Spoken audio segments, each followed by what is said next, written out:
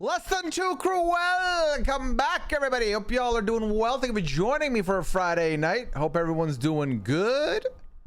Welcome. How's it going? No. I was just trying to make sure everything looked good on cam before I kicked off here. That part you were allowed to see. It was all cool. Let me go up and say hello to all the early chatters here before we dive into our Friday night festivities. Y'all welcome in. LFC players only SBCs, exactly. Yeah, aren't you lucky, Taylor? You're getting all the good SBCs for your team. You got a full like Liverpool squad for the end game. It's nuts. Joelle, welcome in. Hope you're doing well. Hello. Hannah, welcome in. Hello. Jenna Lee, hope you're doing well. Buttercup, welcome. Hope you are doing well too. Cool Rider, welcome. Hello. Because love, what's good? Softy in the building. Jesse, aka Gizmo, hello to you as well. Welcome in. Chalet, hello. Kansas, what's up? Corey, hello. Arabin in the building. We got the Chiami in the building. Sal's here.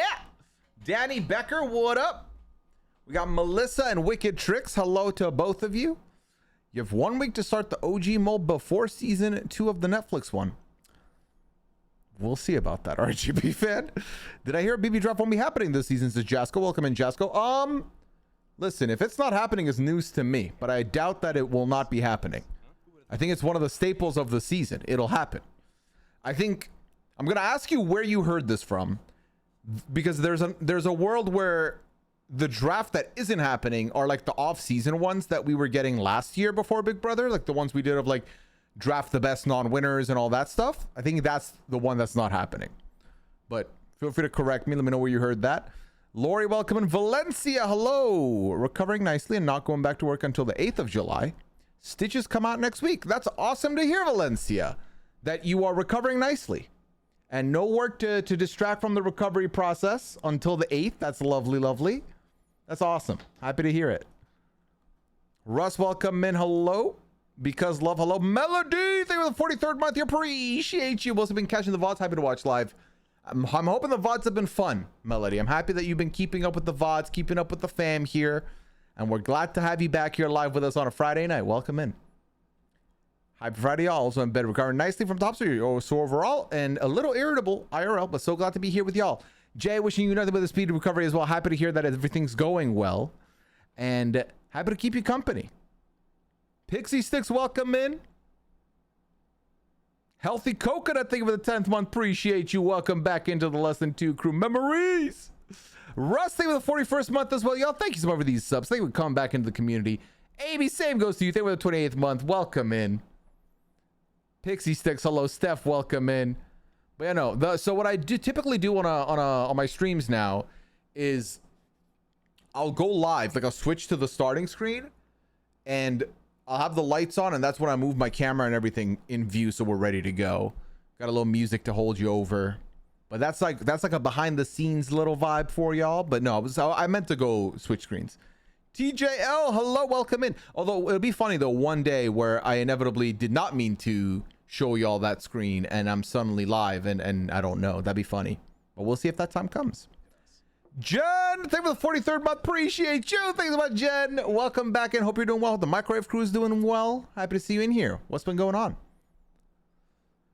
You know, you're right on time. Repeat respawning. Y'all are right on time. Yo, psych. Welcome in. Hope you're doing well. I'm drinking some wine, playing some Sims, and chilling tonight. Ooh, okay, Chrissy. Love that for you. This sounds like a chill time.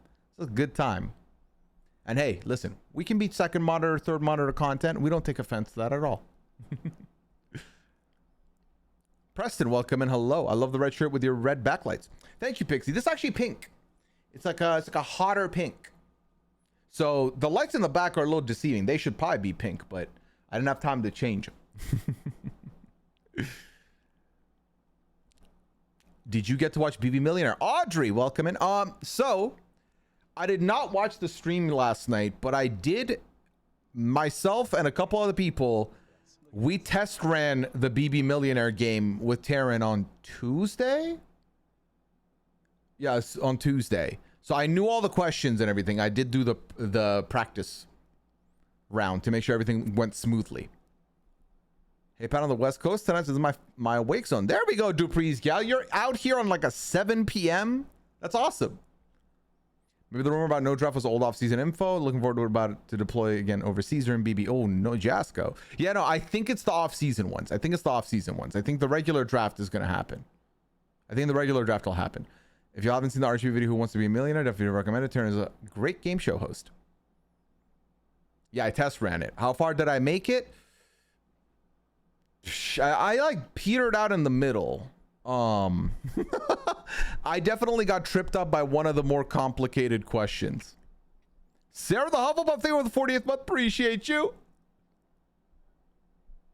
was a fun watch and Colleen killed it. There we go. I didn't know Amon was going to be part of the BB Bible book. I had no idea. RGB fan. No. I did know Amon was getting asked to be on the game show though. I have never heard the term FOTH, but it makes sense. Yeah, front of the house versus... So I told Taryn this when I first heard it, because it was not my question when the test run was happening. But I did say, my immediate instinct was, fuck out of here, but there's a T. So what's the T for? So I thought of FOH. But, you know, neither here nor there. Red Wings, welcome back in for your 31st month. Red Wings, appreciate you. Appreciate it. But yeah, it's a old, we're talking old school term. So it's no one will take offense if you did not know it, because quite frankly, I would have guessed it because of what it would stand for, not because I would have known the knowledge. A lot of Taryn really made sure to make it hard. Make the later questions hard.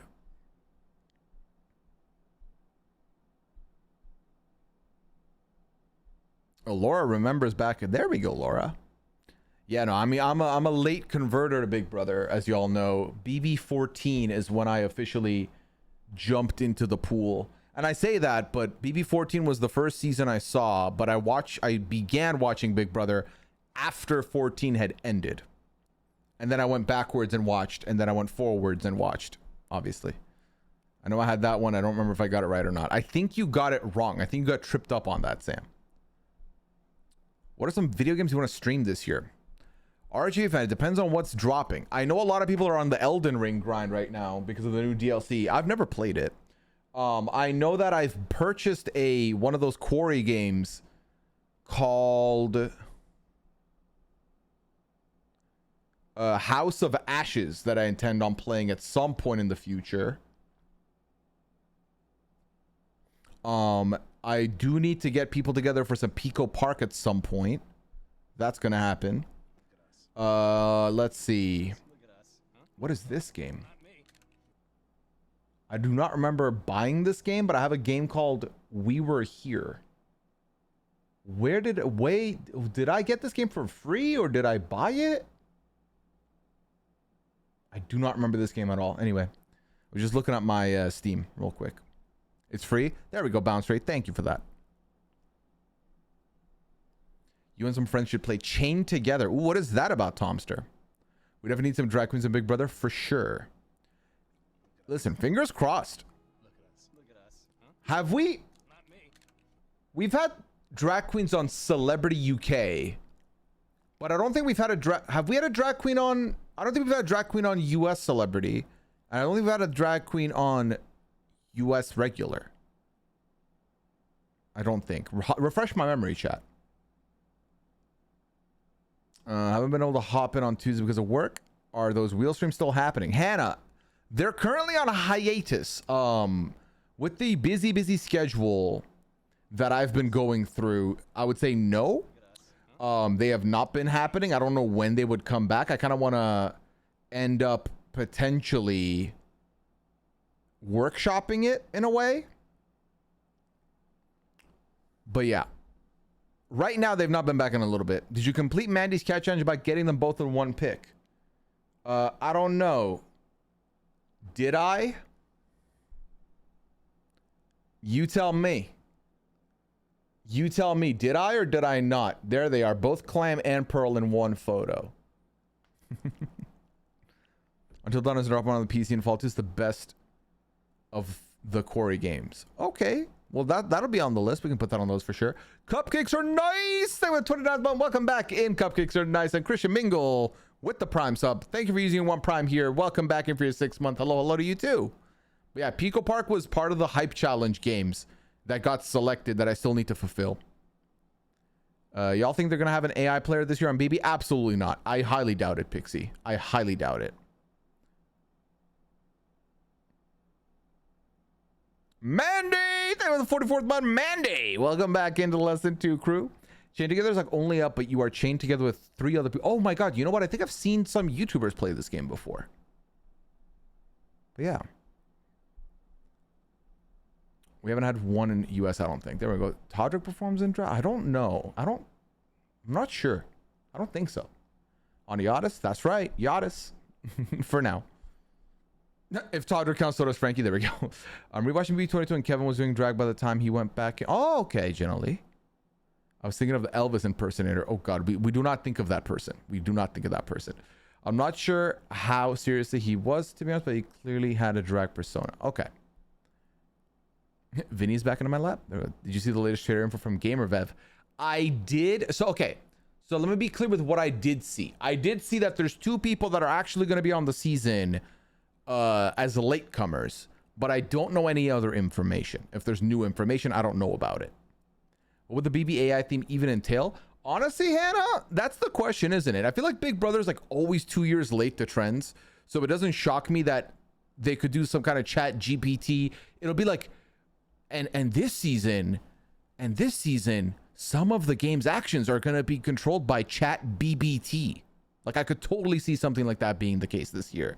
Because again, they're 2 years late to everything. So, oh, there we go. Cupcakes are nice. They're going to have a chat BB twist this season of Big Brother, mark my words. Exactly. 100% I could see that.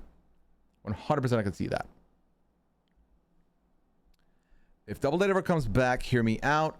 Goat Simulator 3. Okay.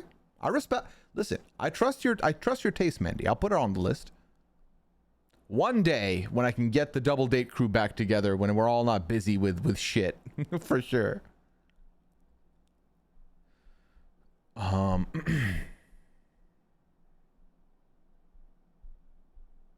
was the new info. Okay, perfect. There we go. Technically, an AI player when Sam was punished with the robot. Well, I wouldn't even count that as AI because that was just a robot persona. It wasn't artificial intelligence. It was still Sam spewing Sam shit.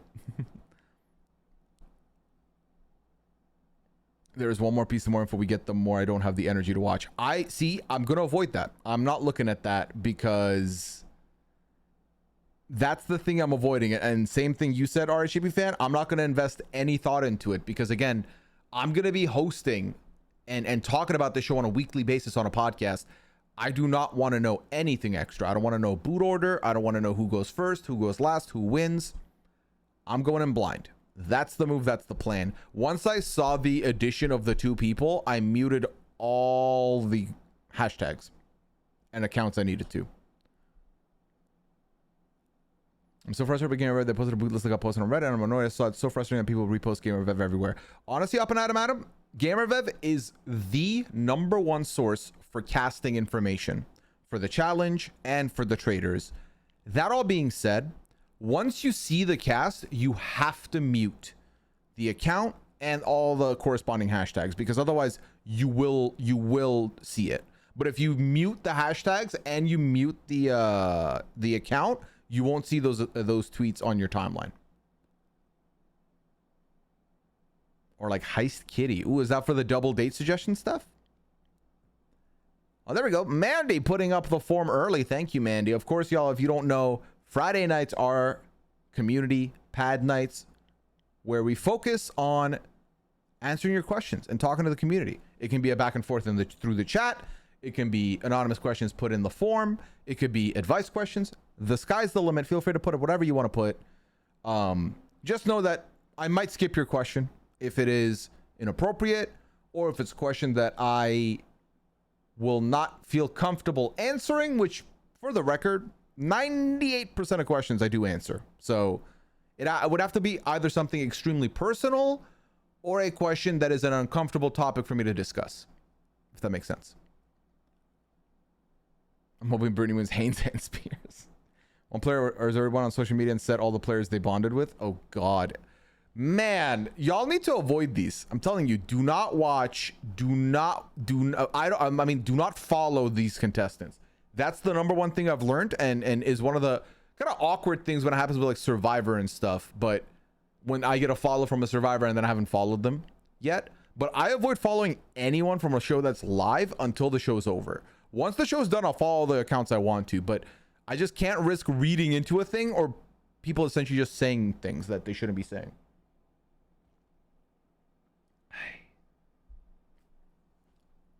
I skated for a pretend double day or multiplayer game. Think GTA Goat Simulator, but with cats instead.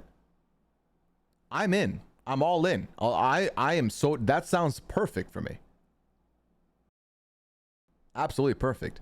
Have you been watching Love Island US? I didn't see it tonight. Okay, so let me just give y'all a heads up for Love Island US, because I began watching Love Island US last night. And by began, I mean literally from the beginning. Because I had not been watching the season. Liana and I have gotten all the way to episode 8, start of episode 8. We've not watched episode 8 yet.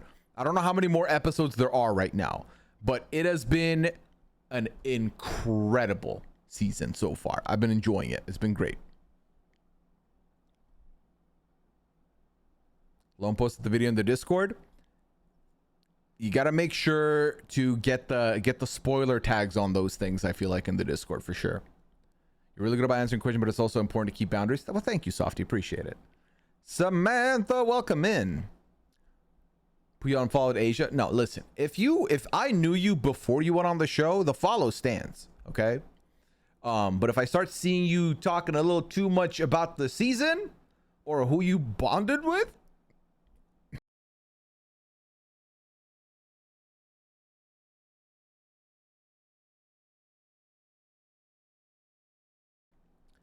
then definitely you're getting the mute or something. But yeah, this season's been messy and great so far. You started the boys yet? I'm assuming no, not yet. Respawning, not yet. I didn't like Love Island USA season 1, but came back for Ariana. Definitely not regretting it. Melissa, from what I've heard, so Love Island season 1 and the last season of US are the only 2 Love Island US seasons I've not seen. From what I heard, US one was a struggle to watch. It got better after that, once they figured some shit out. And honestly, that's when I picked it up. So I don't know that one.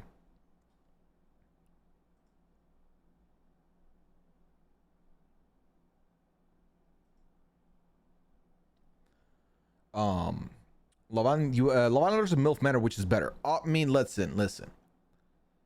Let's be real, okay? As the #1 host of the #1 MILF Manor podcast in all the world on a global scale, Love Island's the better show. Love Island's the better show. Listen, the podcast is fun. MILF Manor is fun to watch. Don't get me wrong. I've been enjoying watching MILF Manor this season, but Love Island is way better as a product, easily. No spoilers, but The Boys is very good so far. Well, I need to watch from season 1. Do you see the video of John Lovett talking about Survivor on Colbert? I saw that he mentioned he applied, but I didn't see beyond that, Red Wings. Was it good? Sometimes you got to hit him with a mute. Honestly, you can hit people on the mute, even if they're your good friends. Sometimes you got to mute friends, and that's okay. So, you watch UK because this is my take. Taylor, I've watched like 2 seasons of the UK. I've watched last season, and I watched the season with Davide and Ekansu. So I have no idea with any of the older seasons at all. No idea. No idea at all. Oh, there we go. 5 minutes. How Pod Save America's John Lovett caught up on the news after Survivor isolation. Interesting. Is this the first time we've had a Survivor player do an interview before on like TV before their season? I'm interested in a new Hulu show because of the concept, but they need a different cast. The house guys have to escape the mansion. It reminds me of a show I used to like where teams had to escape an area quick without being detected. I think it was called The Great Escape. I saw that, you know. That's the show with like they put fucking Gino from BB Can in it, right? And a bunch of other people. What was that show called? Hold on. I saw the cast in the Facebook group. It's called Got to Get Out. Yeah, Got to Get Out.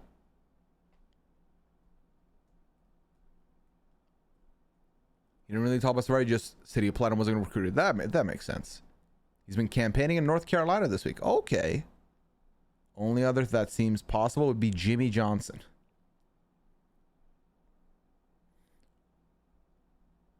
The latest MILF Manor pod was great. Thank you, Softy. Also, Hannah, were you the one that asked, is MILF Manor worth it for just for a trash binge? MILF Manor is, yeah, I would say yes for season 2. You can skip season 1. I see Mandy says I watched season 1 of episode 1 of MILF Manor and that was enough for me.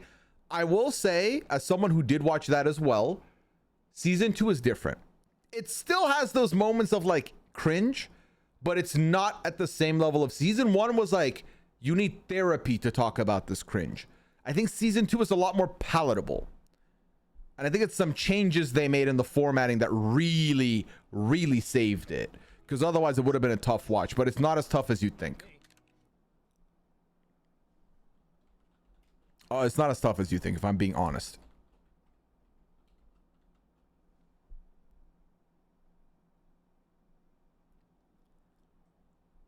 Let me scroll down. Was it like Get Out or something? No, it's like supposed to be, it's like a combination of, think of like a House of Villains, Traitors, The Goat, The Trust a little bit, where they got the money but they gotta like vote people out or some shit. It's a whole thing. Yeah, we did do a watch party in the Discord for season 1, episode 1. This is true. Miss Nikki, thank you for the primes. I appreciate you. Welcome back for the 37th month. I hope you are doing well. Thank you for using your 1 prime sub on me. And I hope you've been doing great. And Pam Bella, same to you. Welcome in for the Blackjack month. 21 months here with us. Appreciate you. Okay, probably was like nervous to watch season 1. Yeah, you can skip season 1. You getting 2 seasons out of that show. The producers need therapy. It is wild that they've been doing the show. But it's so funny because this season, it's very clear that they're trying to make MILF Manor be a little bit more of a serious show. And to be clear, when I say serious, it's MILF Manor serious, not like 60-minute serious. So it's not like they're trying to make it like a drama or like an edgy show. But the people are actively looking for relationships and they're really trying to edit it as such. I think the biggest thing, and to give you a complete, let me make it absolutely clear why it's not as bad as season 1. In season 1, the big twist, spoiler alert, was that the moms were there looking for love with younger men. The younger men were the sons of all the moms. So it was like your son was hooking up with a woman that was in the house, but you were also there watching it, or you are hooking up with a guy, with a boy that's your son's age, and your son is also there. It was weird, and the challenges were weird. Blindfolds are involved. It was weird. This season, the big twist, which if you don't want to hear the big twist, you can mute for the next 15 seconds. The big twist this season is that the MILFs are there. It's MILF Manor. MILF's got to be there, okay? However, the secondary thing is that there are sons there, but they're not the MILF sons. The big twist is that the sons' dads are also there. So there's MILFs that are hitting it off with some dads. There's MILFs hitting it up with some of the boys.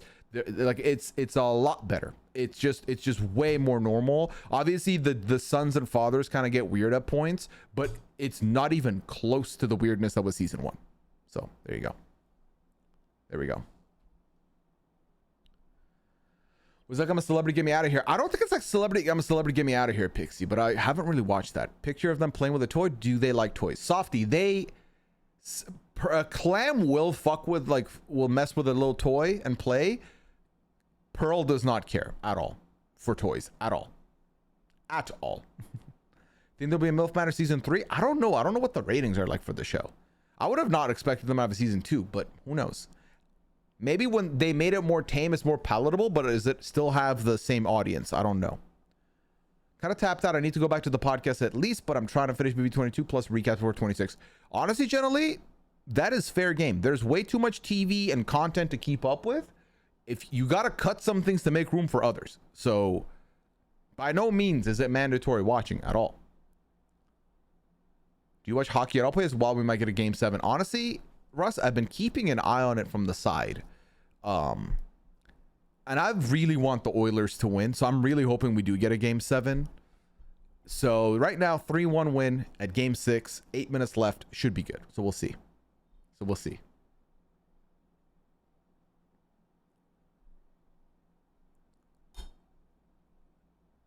The twist of scene just sounds so much better. It really is.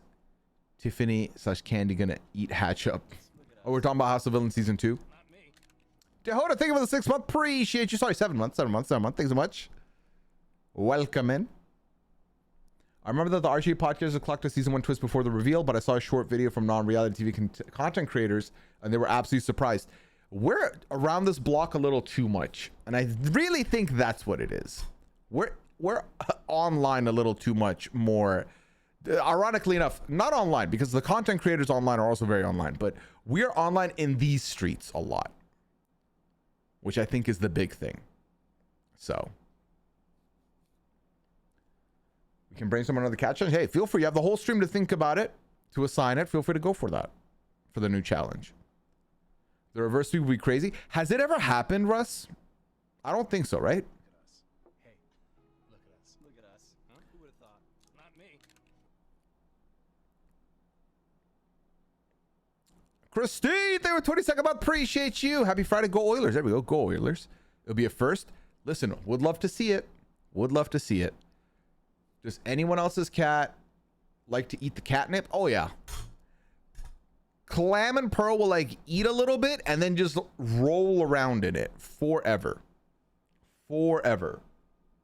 Rolling all over the catnip. And Clam will hog most of the catnip. Again, very Clam of her.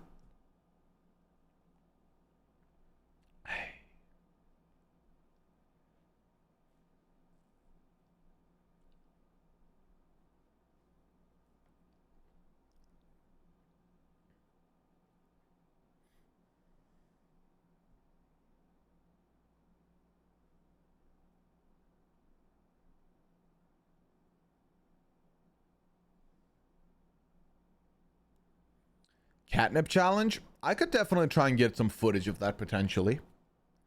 That is one that I can't fully promise, but we'll see. It's happened 4 times, once in the final, but that was in the 40s. Damn, Red Wings, that's a while.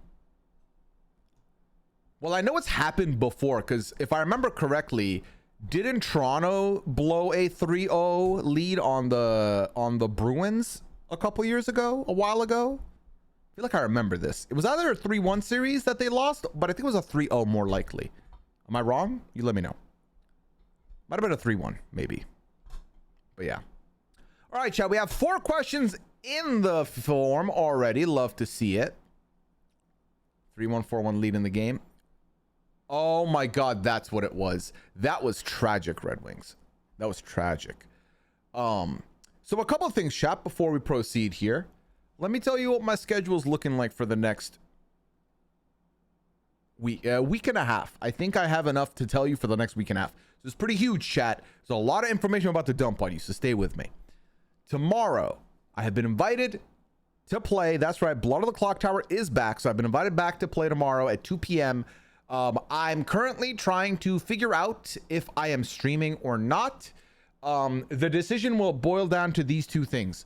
A, am I going to be alert and up for it? Because my sleep schedule's kind of been wonky and I've been waking up late but not feeling good. So if I wake up late, as in late like at 1 and my stream is at 2, I don't know if I'm going to be up for streaming.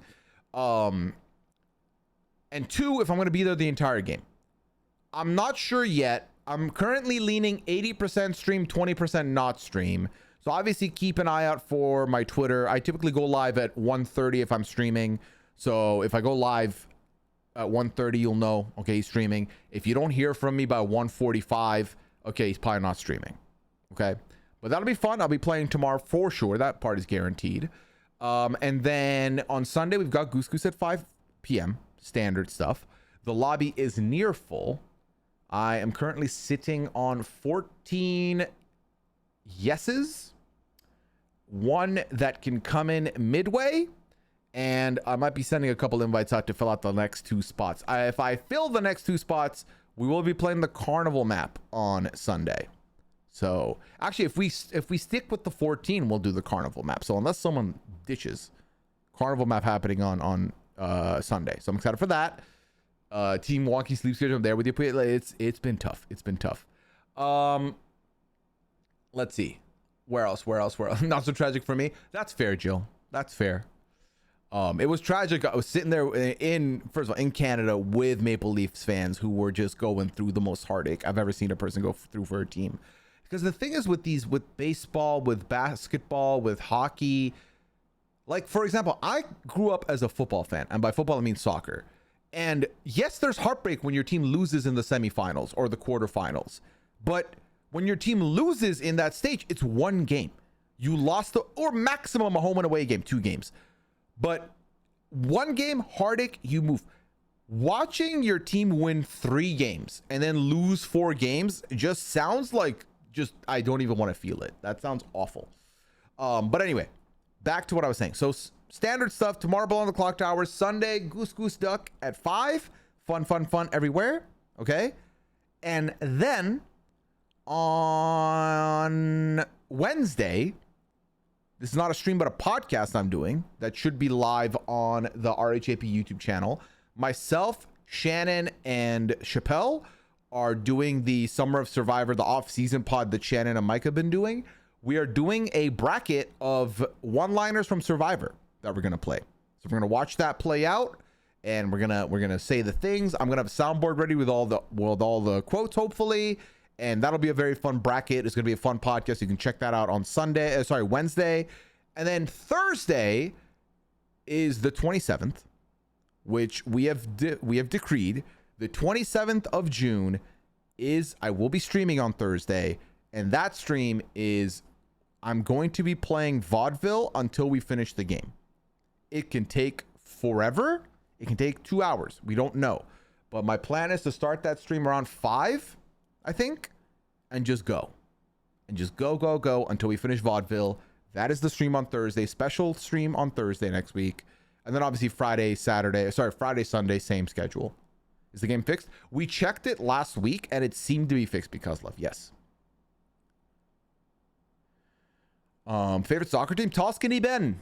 Don't hold it against me, but I grew up a Manchester United fan. Man United fan over here. You know, obviously growing up as a kid, nothing but glory. Then in my adulthood, nothing but pain. But we're still here. We're still hoping, you know. But yeah. The Wings came back from a 3-0 deficit only to lose game 7 somewhat recently. That is brutal, Red Wings. That is your team, based on your name, I imagine. Yes? The drama of a game 7, there's nothing like it. You're not wrong. Game 7 there's no quite high energy stress that could be there. But oh my God. It can be brutal. My team seemed to do well with comebacks, 28-3, for example. That was a great comeback. You're not wrong, Jill. You're not wrong. I remember I was working the night of that game at the bagel shop, and we were keeping an eye on the score, and it was like, oh, wow, it's 28-3. Well, this game's over. It was not over. Can we suggest quotes? Absolutely, Softy. Shannon has tweeted a thread that she has offered up to people to put quotes in. So if you have any suggestions, go ahead and reply to that thread. Or if you're in the Patreon group, the RJ Patreon group, there's a Facebook thread as well there in the Patreon group that you can put. Edmonton won. Hell yeah. Well, it's 4-1 and 3 minutes are left. Are we celebrating too early, Red Wings? Game 7 of baseball playoffs are so agonizing, but that's the only sport I watch live. Oh my God, Hannah. Baseball's like the one sport I have no knowledge about or don't watch. I have not watched ever. Oh, it's 5-1? This is embarrassing. My my Google update is behind, I think. It says 3:15 left. Oh, another empty. They just scored another then. Okay, then maybe it's over. Yeah? But that's the schedule for this week, chat. If you have any questions, of course, feel free to ask them in the chat or put them in the form. We can answer them there. All right, first question of the night. What is your best solution to painful and surprising heartbreak? Honestly, for me personally, time. I know that sounds cheesy and upsetting, but time heals all wounds. And specifically with a breakup like this, I think time helps because self-reflection, because acceptance. Like, there's so many things that come with time. And I think those are two of the biggest ones, but I think time really helps. And obviously, if you need something to distract you, there's plenty of distractions out there. Dipping into work more, dipping into some hobbies more, or just, you know, the old tried and true way of watching TV, binging TV or binging YouTube, which is something I've done a lot to cope with the heartbreak. But time is 100% the cheesiest, but honestly, most for me. Sad I'm missing VOD, but will enjoy the VOD. Time to watch The Mole. RHAP fan. Is The Mole coming out that day? Is that what you're saying? Or The Mole comes in the day after? Is it not 28th? Did I make that up? I may have made that up. It's important to acknowledge your feelings. Time definitely helps, but do not rush it. Everyone heals at their own pace. Oh yeah. Listen, some people will take them 2 months, some people 1 month, some people 2 weeks. No judgment. Heal when you can heal. 28th? Okay, good. So 28th. Then I have to ask one person in the chat this. Hey, RHAP fan. What's your excuse, huh? You can't hang out with us on the 27th when The Mole comes out the next day? You didn't think... Listen, just because I haven't watched The Mole doesn't mean I'm not a good detective. You've seen me play Plum the Clock Tower. You've seen me play Goose Goose. I might be the #1 detective. You thought I would not notice the dates? So the pad, it's not the pad without mole mentions, whodunit mentions, food mentions, or actually there's a lot of things, but these are kind of like the core food groups. 20th, like 3 a.m. so you might still be streaming. There's no shot I'll still be streaming at 3 a.m. There's no shot. This might sound like hubris, but I think I'll be done by midnight. So we'll see. The Mole is so good though. Oh no, I enjoyed the first season of the Netflix Mole. I've not watched the other moles obviously, but I've enjoyed it. I think it's a fun format. Oh, you're out of town. Gotcha, RHUN. Gotcha. Did you see Kevin Martin is on Amazing Race Canada with his new girlfriend? Yeah, I actually knew about this for quite a few months, to be very honest. May have known him very early on. But yeah, it's awesome. Good luck to them. I mean, I personally don't really even watch US Amazing Race, so I'd be lying if I said I'm going to be checking out Canadian Amazing Race, but I'll be keeping up with who's where and how they do. 72-hour stream that I can catch the end of. Okay, all right, well. I'm 95% sure I just saw Survivor 46's queue in the Atlanta airport today, but he's going too fast for me to catch him. Leslie, damn.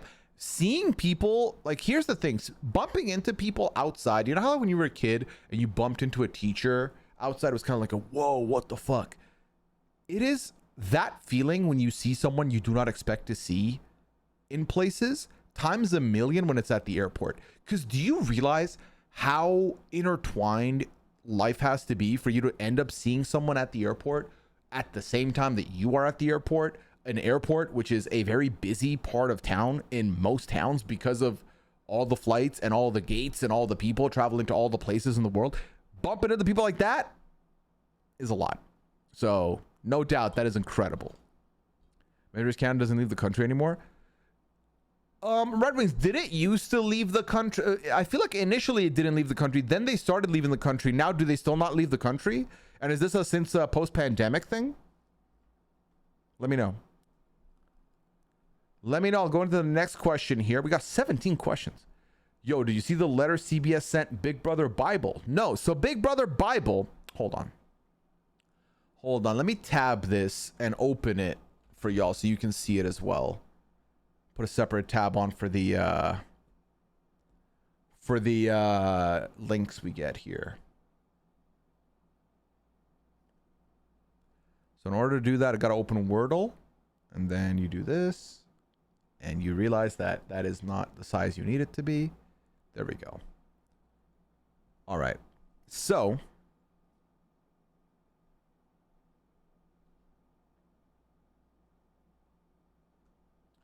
Big Brother Bible is this book that Aman got interviewed for as well.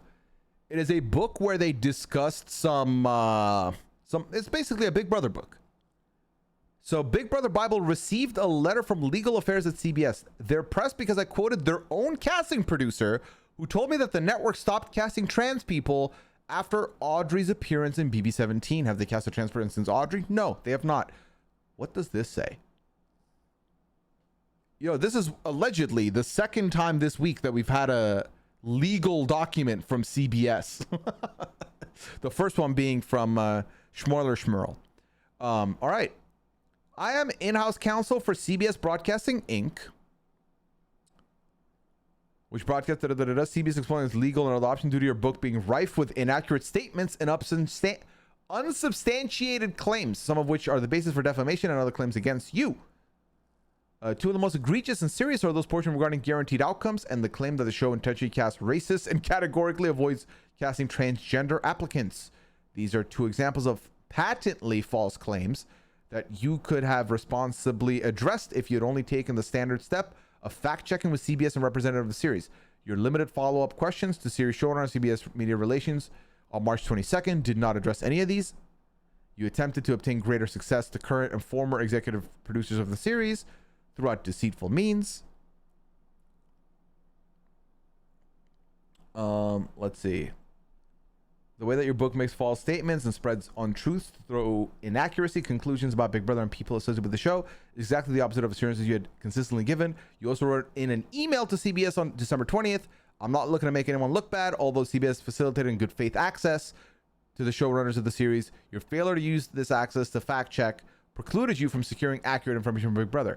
Because you have shirked basic steps that any ethical writer would have taken, CBS hereby demands that you retract and correct all false and unsubstantiated statements in your book, that you cease repeating and take down immediately all such false and unsubstantiated statements on social media, including your post on X.com. The falsely claims producers vow to not cast any more transgender contestants. Please confirm in writing by Friday, June 28th, that you have either taken these steps or are in the process of doing so. In the meantime, CBS will further monitor your activity for any further reckless and unfounded statements. I feel like they shouldn't have posted this letter for their own good. I don't know much about the journalistic approach, chat. As you know, I am not the journalist that people might mistake me for. I am but a podcaster with sleuthing abilities on the internet. That does not make me a journalist. So I don't know what the fact-checking stuff is, because the way I'm reading it is that the Big Brother Bible person says, I talked to them and this is what they told me. But am I correct in understanding that then they have to take a second step and fact check the stuff that they were told?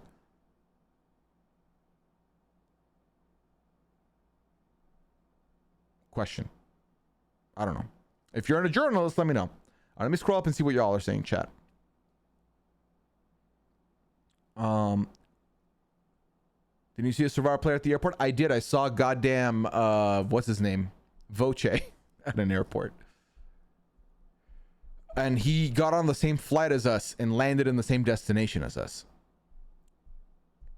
So the exact same two right now. There we go. So Janelle promoting it. Yeah, this person interviewed a bunch of Big Brother players. Season 2 to 5 left Canada. Season 26 was in 2019. Gotcha, Red Wings. Good to know Big Brother won't have me because I wasn't applying anyway. Honestly, better for everyone's mental health not to apply for that show. This is a real CBS letter. Oh, this 100% looks legitimate to me. I haven't looked at the other one now, but I really thought the other one was made up. But yeah. The Schmoiler one. But also, I don't care. Like, not my, not a thing that I care about. So, but that's what I thought from the outside looking in. Looks like BB Bible didn't do basic journalism, to be honest. You have to follow up after receiving defamatory quotes. Oh, okay, Jerry. So after they get quotes like that, they have to like look under the hood more. Is that what it is? I mean, compare theirs to this one. And that looks actually legit. Right. Does BB Bible have a lawyer? I think they got to have one, right? Need 2 sources to confirm. Gotcha. Even Wilder, one of my friends just saw Liz Wilcox at a restaurant and found out she moved to my small town on the panhandle of Florida. Oh, ew, wow. Leslie, you out here making all these Survivor connections out of nowhere? What's this? Papaya, it's the Big Brother Bible book that's coming out. And they got hit with a lawsuit by CBS. Or you can just quote. There we go. B-Ball just post CBS's boilerplate response after the other source. I wonder if it depends on the distribution. Like if it was just a tweet versus a book, would they send the letter? I think if it was just a tweet, maybe not. Because I mean, anyone can tweet a thing, but I think it's one of those things where like clearly this person interviewed people, so they know who this person is and they know what they've said to the person, and they know what they've, you know, the letter clearly had we emailed here and you talked here and in good faith we provided you this, so they know everything. Whereas if I tweeted a thing, I'm not really backing it by saying I talked to these people. I still think if like a very like, I think also depending on the size of the person and their reach, they might get a letter, right? So say, who's like someone with hella like followers? Okay, say Taryn. If Taryn was to tweet like this, I know this because they told me this, right? I think he gets hit with a letter because of his reach.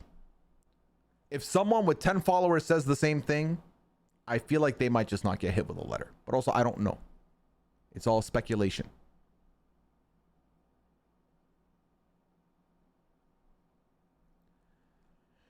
Is people writing a book about all this? I don't know their account much. I think they've written a whole book. Yes. Never seen hockey in my life, but a reverse sweep seems insane. Taylor, and it's gonna happen. It's gonna happen. I feel it. At this point, you don't just win 3 in a row to lose the 7th, or at least I'm very much hoping so. Let the Oilers win this one, please. Pretty basic. You follow up the quotes even if they deny it. You include the denial in the book just to cover your butt. Oh, I see. It's like a we reached out for comment type thing, Jerry. Or is that not it at all? You tell me. Hey, you tell me. huh? Who would have thought? Not me.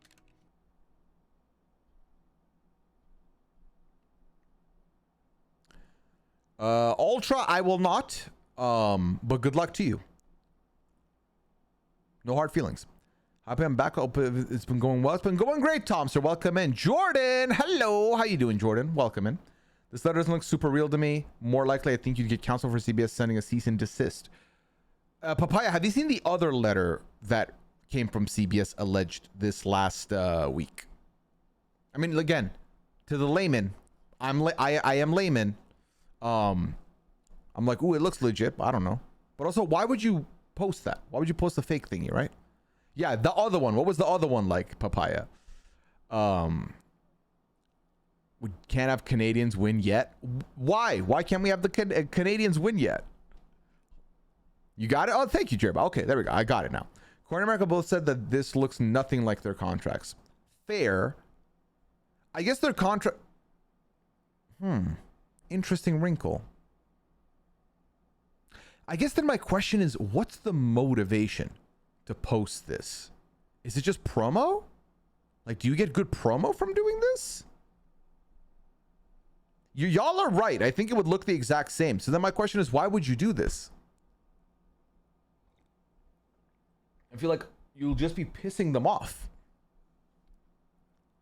Any publicity, good publicity? It is, but here's the thought, right?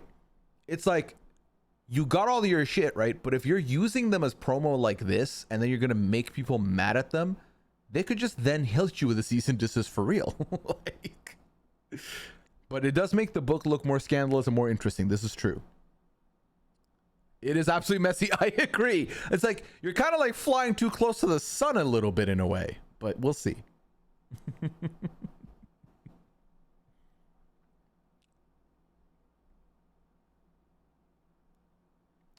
I just want to never post that I got a cease and desist letter without talking to a lawyer. 100%. Lawyer and like family. That's who's going to know about it, if that makes sense.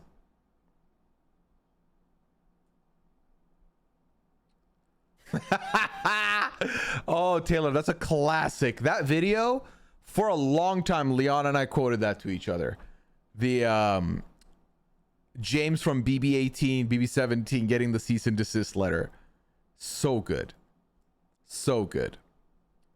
I mean, at first I thought it was a meme of the other CBS letter. Oh my God. Honestly, that is funny. That is funny. I would love that. Next question in the forum chat. Pooya, hello. What are your thoughts on all these reality TV shows that seem to be recasting the same reality TV stars instead of normal people? I get that they want the star power / views, but it's kind of wild.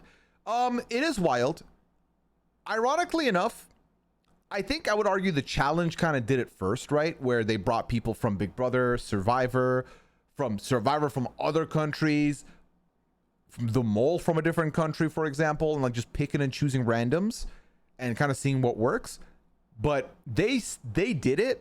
They walked so the traders could run. I think the traders is like the first one that really took over this format and tried this out. And I think the success of the traders ended up lending to other shows. I think you look at the success of House of Villains. You look at the success of they've gotten another season of Traders coming out now, another season of House of Villains, this new Get Out of Hell or whatever the show on Hulu that's coming is. I agree with you that a third wave shows is what I call them, a new type of reality show where you gather different all-stars from different shows. That's a great phrase. I like that, Hannah.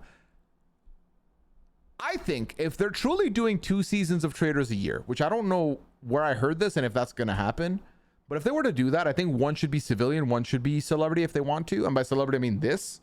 But yeah, I mean, this is just the new phenomenon right now. They're guaranteed engagement. It's like every other show has gained all these stars and they have a place to put them now. And especially for a show like The Traders, it's low commitment. It's not a lot of time spent. It's not exhausting physically to one's body. So most of these older people can and will sign up to do it. And they're guaranteed to bring those fan bases in. You know, it's like, think of Traders. Like, obviously there were people that came in psyched for Dan and Janelle for the Big Brother side. There were people psyched to see Parv, Sandra for like the Survivor side. There were people that were stoked to see Peppermint from Drag Race. They were stoked to see the Bravo universe. We're stoked to see a hell of a lot of people, the Housewives franchise, and so on. And then they obviously threw in like here's a boxer for the boxing fans. So they definitely are trying to, you know, it's like if you bring all these people, you shove them in this room, there's bound to be someone for somebody. And especially right now, as they're trying to get people to get into this show, I think season 2 already did that. But I think part of them was too scared to do a season 3 with civilians because people wouldn't like that. I think they also kind of fucked themselves over with season 1 because the civilians they brought in for season 1 just straight up were dumb and just had no idea what was going on. And I think it made people have this impression that, oh, the traders will not work with civilians because they don't know what the fuck they're doing. And I say this as people who would not have watched the UK, because the UK does it with civilians and they crush it every season. So far, 2 seasons in, it's been incredible. But yeah, I think the main reason is the people that they want are gettable, because again, it's low barrier to entry. You gotta basically be free for like 3 weeks of your life. They fly you out to a castle. You might have to run and dig a little bit, but that's like 8% of the entire experience. You're mostly paid to get fed, sit there, accuse people for sneezing or coughing or you know, blinking wrong, and then vote people out, deceive others, and then maybe you win the money, maybe you don't, right? So it's easier and it's a guaranteed audience. It's kind of like, let's put it this way, right? Let's put it this way. It's like, think of honestly, think of any streamer you know. Any streamer you know, they're known for something. Obviously, there are a bunch of us, the variety folks. We play this game, that game, different games. But think of the streamers that like play the one game, right? Think of a FIFA streamer, a Call of Duty streamer, a Minecraft streamer, a Fall Guys streamer. If that is your core game, that is the one that's guaranteed to bring the audience back, right? Your viewers back. Because they're like, hey, I love when this person plays this game. It's a good time. Let me show up. Let me play. It's comfort. It's easy. It's familiar. Let me do that. But then if they switch to a whole different game, whole different genre, like say a Call of Duty player who plays like shooter games switches to FIFA, their audience might get halved for that stream because it's risky. It's new. They might just look at it and be like, I don't really fuck with FIFA like that. I'm not going to watch, and so on. So civilians or newbies are the risky picks. It's like, you might find the next Parvati. You might find the next Sandra. You might find the next Dan Giesling, and so on. But you also might just not. And if you don't, and if the season flops, then people don't come back, then boo, show's over. So instead of us risking it and taking a gamble on bringing some new people in, let's throw in the familiar, because even if they don't deliver the same way, it will get people through the door, right? It's like, if to follow the same streamer comparison, a streamer played Call of Duty their whole life, then they quit streaming and they're off streaming for like 3-4 years. If they announce they're coming back to streaming, 9 times out of 10 they're going to do what they're already been doing, right? They go back to Call of Duty because that's what's going to bring the audience through the door. Like, oh my god, blank is back and I love their game, they kill it in this game, they do this, that, whatever, let me give it a shot again. And you might watch the first stream and you're like, you know what, it's kind of not the same that I remember it, I'm off. But it brought you in the door, and just bringing you in the door is the main thing, because you might just stick around for it. You know, we think of FOMO, think of people who are completionists. If you start a show, what are the odds that you don't finish the show? I feel like a lot of us, myself included, personally, if I start a show, I can't not finish it. I'm kind of like stuck. I have to. But there we go. All right, was that good? I don't know. Sorry, I went on a little bit of a ramble there. Let me scroll up and see what you're saying, chat. Riafan said that Traders UK isn't airing until January, and that US might be right after that. Red Wings, that US might be in February. So we're not getting a season until February. Season 3 won't be till February, most likely, is what you're saying. They should give us UK here in North America as it's airing in the UK. I would love that, Sarah. I feel like Peacock is right there. Just put them on Peacock. Upload them there. Why not? You clearly have access to them after the fact. Why not? So UK3 already finished shooting, and a UK celeb will be shooting soon as well. Listen, we're gonna be busy on the Traders Pod chat. We got lots of content to talk about. They also just announced Dondi will be also recast some for season 2.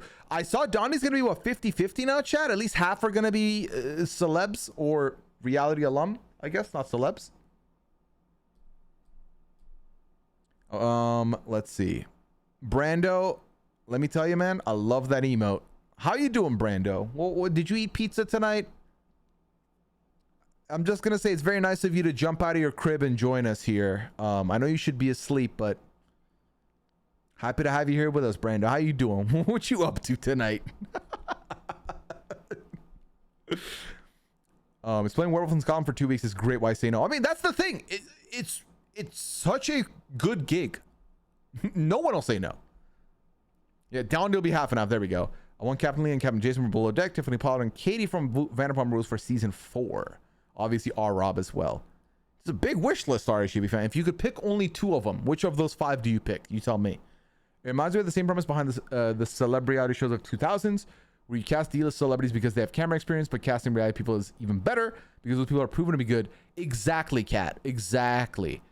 A lot of those 2000 shows did that, where they're like random, you know, oh, Dennis Rodman's on this show. It's like, why? Because there are clicks. But especially when you're casting people that are in this space for a show in this space, it's even easier. Angry Ginge. Taylor, do you watch Angry Ginge? Have you watched his streams? I only consume his content when he's doing stuff with the Sidemen. Or have consumed in that situation. Celebrity Paranormal got ratings because of the random celebrities. There we go. I wonder if content from other networks will get more difficult to allow that now. It's possible, Heather. It's possible. I feel like you know that what you're getting when casting all stars. Exactly, Hannah. Thank you, Russ. Thank you. Appreciate that. I did feel like it was a good comparison. Pretty Little Liars was the only show I started that I didn't finish. Oh, Tomster, what happened there? I can absolutely start a show and not finish it. The pilot has to hit for me.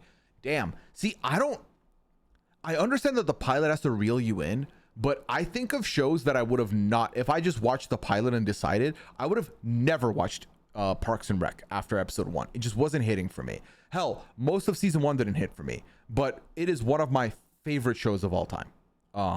And I would have, if I didn't give it a chance, I would have never enjoyed it. I always try and tell myself at least watch a season.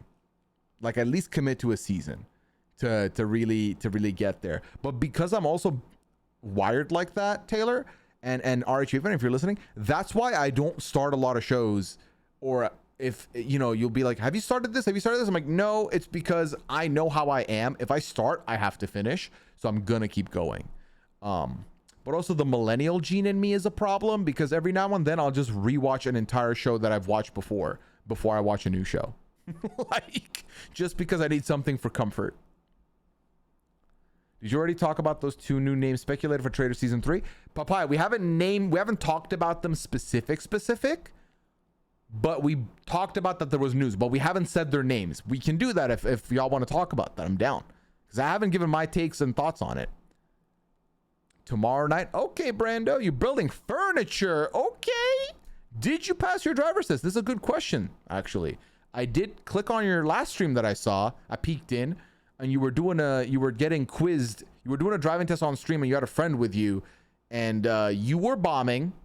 You got a question wrong immediately when I clicked on. I don't know if you ended up passing. I don't know what happened, but. Our Rob and Tiffany Potter finally get 2. Shout out to you for picking Rob still. I love that. I love that. Oh God. Well, speaking of people that, you know, it's been very like peaceful and quiet around here recently. And I didn't quite know why. You know, I was thinking about it the other night. I'm like, why has things been very chill and smooth and like nice? And then I realized, oh yeah, Dwight's been busy for 2 weeks. And he hasn't been on any of the content. We haven't seen him with Beyond the Clock Tower. He hasn't been on Goose Goose. And now he's back. And he's playing Goose Goose on Sunday. And I'm just like, oh, we'll see how it goes. I'm kidding, Dwight. Thank you for the 15th month. Appreciate you, man. Hope you're doing well. Happy to have you back with us. Welcome in. Hello. I've watched Parks and Rec. Should I? Honestly, Jabriz Gal, I love it. I like it more than I like The Office. Like, they've got the similar mockumentary style, but for me, Parks and Rec is better. It just is. But it could also be a personal decision, you know? Dennis Rodman's on The Mole and was so funny. He was on The Mole? I didn't even know that. Yeah, give up on shows partway through a lot because one of my friends is a completionist. We tease each other about it. If someone tells me to get to season 2, I can do it. Why drain myself? I can't do it. Why drain myself? That's fair, Taylor. Again, there's so much TV and shit out there now that you have to prioritize what you can and what you want because it's a lot. PLL got dumb after a while. It was the same thing over and over. Yeah, give up on shows partway through a lot. I just read you're a softie. That's kind of what got me to finish Prison Break. Because let me tell you, when I watched season 1 of Prison Break, it was my favorite show of all time. It was unbelievable. I loved it. Then I watched season 2 and I was like, okay. Then I actually personally enjoyed season 3 and I was like, okay, that was kind of decent. It ended early, but whatever. And then season 4 happened. I was like, what the fuck are we doing? And then season 5 came out of nowhere in 2016. And I was initially pumped because, you know, you don't see it for long enough. You're like, oh, nostalgia. Give me that Prison Break. And then season 5 was garbage. And I was like, bruh, but have I rewatched the entire thing since then? Yes. That millennial gene is real, Austin. It really is. Gotta say, How I Met Your Mother's pilot was perfect. Immediately pulled me in. Oh, Jenna Lee, same. That's one of the pilots I can think of that immediately took me in and kept me. And then by the dismount at the end, it booted me off the bus and I fell into a pit of mud. You didn't have to take it. Hold on. Your old CA license is still valid until 2025, so you just renewed it? Bro, you studied for nothing. I gotta say, that's annoying if you studied a lot, but also perfect because you don't have to stress about it. Done and dusted. I was excited to see them. See what, Papaya? The Mole and Whodunit equipment can be your new comfort shows. I joined into Brando slander. You did, and then you immediately got slandered yourself. My guy Girth Brooks in the building. How you been, Dwight? You been working out, my guy? Where you been? Went to a supplement convention? Where you been? You're gonna love this one. Oh my god! Oh my god! You do not have the Dwight doing the interview as an emote. That is hilarious. That is hilarious. Just wait, why is Clock Tower going to be a mess tomorrow, Dwight? Be acting like he didn't say last Sunday he misses Dwight on Goose. Did I say that? Did I say that? I don't remember saying this. Is this fake? Although, Mandy, I see what you're doing. I see what you're doing. You are, you're making good PR. I see. I appreciate it. I appreciate it. No, I definitely said that I miss him. I did. I definitely said that I miss him. He's one of my greatest. Largest lobby so far. Oh my fucking God. I am overwhelmed just thinking about it. Is this what happens when you don't do it for 2 weeks, Dwight? Everyone's itching to play. I was trying to do one season like you said, but I was watching the show the other day on episode 3, and I'm just like, I can't watch this anymore. I need to stop, and I did. Oh, okay. Khalida, that might be growth. That's growth right there. What show was it, if you don't mind me asking?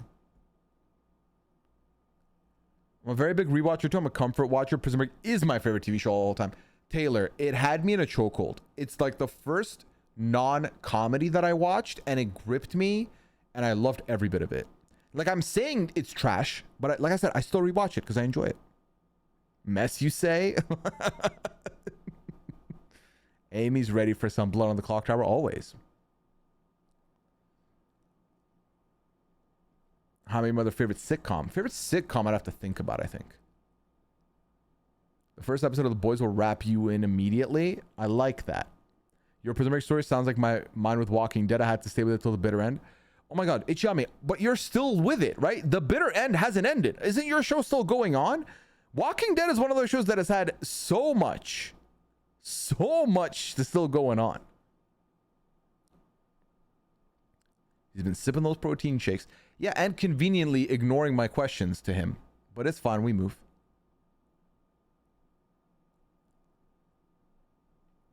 Oh wait, I can warn people? You can send a warning. Mandy, what does that do if I send someone a warning? Pooya looks like a Friends fan. Is that shade, Pixie? I can't tell. Listen, I grew up on Friends. I did grow up on Friends, make no mistake. But I wouldn't say it's my number one by any measures. Again, growing up in the Middle East, chat, you get the shows they give you. You get the shows they give you. And Friends was on syndication. Very much so. But I think Fresh Prince is my number one, if I'm being honest. Fresh Prince is my number one, I think.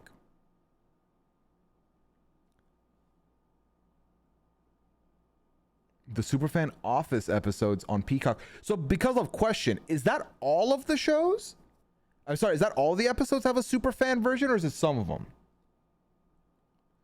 Because I realized that Peacock does do that with some stuff they have. They add shit.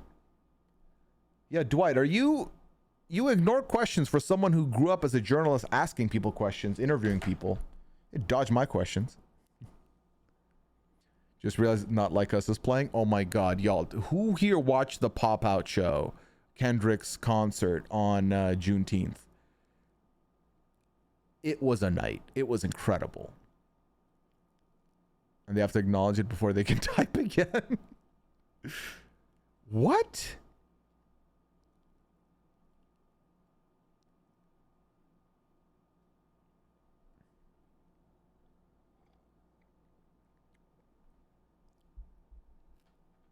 Psych is a big problem for him. Might I rewatch them? There we go.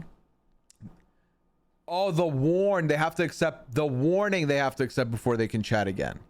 All right. Well, let me not warn Dwight. It might scare him away. Interesting. Has anyone told you they have to accept it before typing? A couple people did, and it took me a second to put it together. Thoughts on the Kendrick show? Hannah, I loved it. It was incredible. It was so good. It was so good. I was dying when they when he played it back a third time and a fourth time, and then people came on stage. Amazing. Amazing. Who said, you know what show's going to go on forever? Grey's Anatomy. Because maybe. How many seasons of that is on? 18 seasons, Hannah? Does the warning replace the... No, I'm not going to warn anybody, because you literally have to have people like stop. Sorry, it'll like make people stop typing. I don't want to do that to anybody unless they really need to be warned. You know, it's kind of like if you warn a lot of people, even as a meme, it loses meaning. You got to hold on to that for later. But no, the Kendrick show was incredible. I had a good time with it. Friends is my number one comfort show, to be honest. I've not watched it in a while, Jenna Lee. But it was my comfort show growing up. Like I literally watched it. I've watched it over 10 times. But then I feel like I discovered other shows that I liked more. The more and more I watched more shows. The Wop Wop Wop edits had me screaming. It was so good. It was so good. Boom, boom, boom. It was amazing. You've only warmed 5 people. That's honestly a good ratio for the amount of chatters, Tomster. Because I know Corey's. Listen, we have a nice little community carved out here. I think Corey's got like probably close to triple the average viewership, and I think a faster chat. So 5 warnings total is actually really good. Just like you hold on to the Uno reverse card. What about it? I like the Uno reverse card. I've watched since day one, but I never rewatched this show. Too many people. Oh no, that'd be heartbreaking, Kalita. Average roughly 500. Yeah, see, there we go. Little over triple then.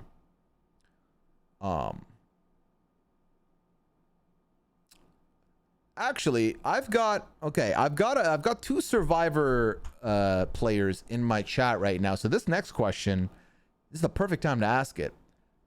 It's an anonymous question. At some point in my life, I'd love to apply/play Big Brother or The Circle, some kind of social game. I'm stuck if it's worth interrupting my job for, and how to even tell my job if by some miracle I get cast with the intention of coming back. For extra background, I'm in my mid-late 20s and work in the architecture field. Any advice? Well, I will say the 2 Survivor players in the chat are early 20s at most. I don't know if Brando can take the pacifier out of his mouth and type, that would be great. Brando, so you let us know. Dwight, if you're still here, you let us know. What did you do? What did you do? You know what's funny? It's the amount of shade I give these 2 for being young, but it's not really an insult. If anything, it's like jealousy that they're youths. I say that like I'm not young myself. You know, I'm a young 32. But yeah, the question is, Brando, this person is interested in applying for one of these shows. And they're trying to figure out if it's worth interrupting their job for, and how to even tell their job if they got cast. Like, how do they tell their job with the intention of coming back? Dwight says, if it's something you are passionate about, definitely go for it. I was lucky to be in college, so it didn't interrupt my life, but I would definitely disrupt it now if asked again, for instance. See, he would do it. He would do it. Hey, look who it is, Java. Welcome in, Java. Hope you're having a lovely Friday night. Thank you for the 20th month here. Don't ask me why, but I'm on Lash Out and I'm about to and wanted to share this and say I'll harass you to go to TwitchCon. I'll make you have a lovely stream. Thank you so much, Java. I replied to your text, the last one. I'm down. We gotta talk some scheduling and logistics, but I think I'm down. Let's do it. Appreciate you, Java. Hope you're having a lovely night and a lovely weekend. You're coming your way. For me, I told them I was going on a TV show I couldn't name, and they said, okay, sounds good. There you go. Yeah, I think what Dwight said really holds a lot of weight, which is it depends on if it's something you're absolutely passionate about. And I don't know what the architecture field looks like with asking for time off, for instance.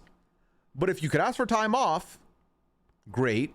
If you're in good with them, great. You can ask them, be like, hey, yo, can I go do this thing? And can I stay? I don't know what your connection is with like your higher ups, because if it's someone you're close with, you can even talk to them earlier and be like, hey, so I'm like looking to be on the show in the future. Like if I did that, would you have my back? But I think it depends. But I think if you're into it, then you got to do it, because you'll regret it if you get cast. You'd regret not going, right? I think so. But yeah, to your point, to Dwight's point, Big Brother is a bigger time commitment, so that's something to consider for sure. And honestly, you can probably be honest with your boss about what it is. Most people are understanding for unique opportunities like this. There we go. Yeah, I think Dwight's right, but you know, we're talking 70 days versus if you're going for the circle, like what, a month? So you got to keep that in mind. But I made myself as important as possible for a long time before, just in case. There we go. Brando built up the persona that like, listen, I'm needed here. I'm important. So keep me. You won't regret it. Do we talk about, okay, yeah, Jordan, great segue to talk about the rumored traders late editions, because I've not spoken, we spoke about there being 2 late editions potentially, but we didn't talk about the names. So let's talk about it, because one of them I was baffled because I was convinced that they were not going to be on this season and they'd be on the next season. So the two names, chat, that are rumored to be on Traders US as latecomers, which, by the way, if you're trying to avoid it, if you're trying to be unspoiled, or, you know, you're like, this is too much spoiler, I don't want it, the spoiler hand is up. Okay, so it's been a minute. It's been a minute since we have had the spoiler hand up. So if you don't know what this is, when this hand is on screen, that is your signal to mute the chat so you don't see it. This is not that word, Jordan. You know what? Mods? Mandy, you're here, right? Mandy, can you auto mod the word fluffy so that people can't type it in the chat? Please and thank you. Please and thank you. The Survivor allowed you to tell your job where you are going. Shonda, low key, I doubt they allow you, but I feel like people do tell their jobs because they need someone trustworthy to have their back and allow it. Perfect, chat. Write it in all the different variations. Write it in all the different variations, because I'll look back at this VOD and I'll write it down myself. Okay? Okay? Anyway, I'm gonna remove the chat box in the bottom right of the screen here so that you don't see it, so you don't get spoiled. But while this is on, if you don't want to know about these traders' names, you can mute the stream and tab the chat. That way you'll know that I'm talking about this. Once this hand is off screen, like so, you'll know that it's safe to unmute and come back in without getting spoiled, okay? There we go. Hey, listen, Softy, I'm sorry, but you can't blame me. You gotta blame the chat for deciding to name things that need not be named like that. All right, anyway, here we go. The two names, one baffled me, one didn't. The one that baffled me is Wes. There will be challenge representation this season. I don't know what the formatting is. I don't know when he was going to come into the season, but Wes is going to be on this season, which I was so surprised by, because I was convinced that Wes was not going to be on until next season. I really thought it was going to be a next season person. I'm actually surprised they used him here. I feel like they could have saved him for next season anyway. So I feel like it's a bit of a wasted spot. I feel like I would have liked to see him play from the jump and not later. Nah. Wes retired from the challenge, but not this. The second person, and this one didn't shock me that they're a latecomer, is Derek Levasseur. It is very much... I'm surprised that if that is true, isn't he under house arrest for... a House of Villains? Yeah, but I think House of Villains and Peacock have like some kind of a deal. Like, I think that franchise, like, I think it's on E, right? I think E and Peacock are like connected in some way, I think. I don't know. I'm not sure. And I say this just because House of Villains was all on Peacock immediately. Or shit, was that on Hulu? Maybe I'm wrong. Both the Universal and NBC property. Oh, there we go. Thank you, Evan. Thank you. Okay. I nailed it. They're both NBC. So yeah, there we go. And yeah, Bananas did do both. You're right. Okay. So that's one thing. Derek Levasseur, I am not surprised by being on this season. And you might ask why. I feel like Derek Levasseur being a late entry is the perfect way for him to, listen, for a lack of a better term, kind of, I don't have a good term. I want to describe it with a word that just feels right. It's the coward's game. Derek 100% reeks of someone who made a negotiation to come in late. I think he literally, think of two people that he knows that played the game, right? In Cody and Dan Giesling, that people have always wanted to say, ooh, Dan Giesling, whatever. They did poorly.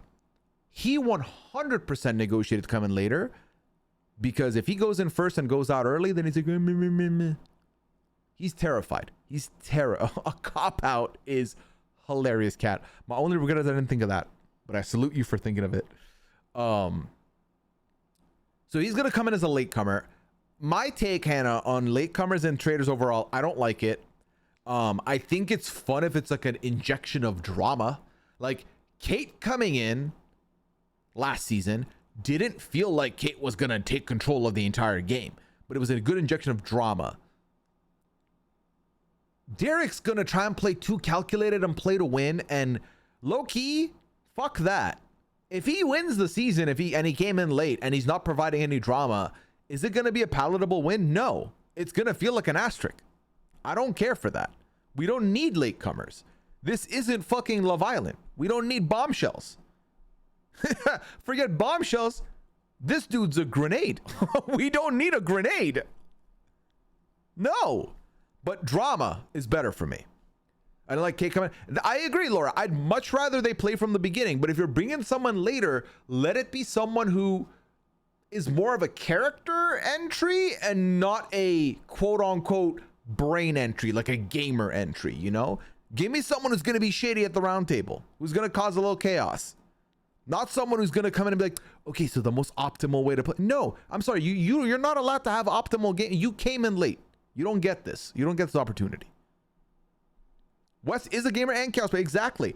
The only reason I'm not having the same energy for Wes, Jordan, is because A, he's going to have some chaos, but B, I'm just more sad that he's in late because I would have loved to see him as a starter on the season, not a latecomer on the season.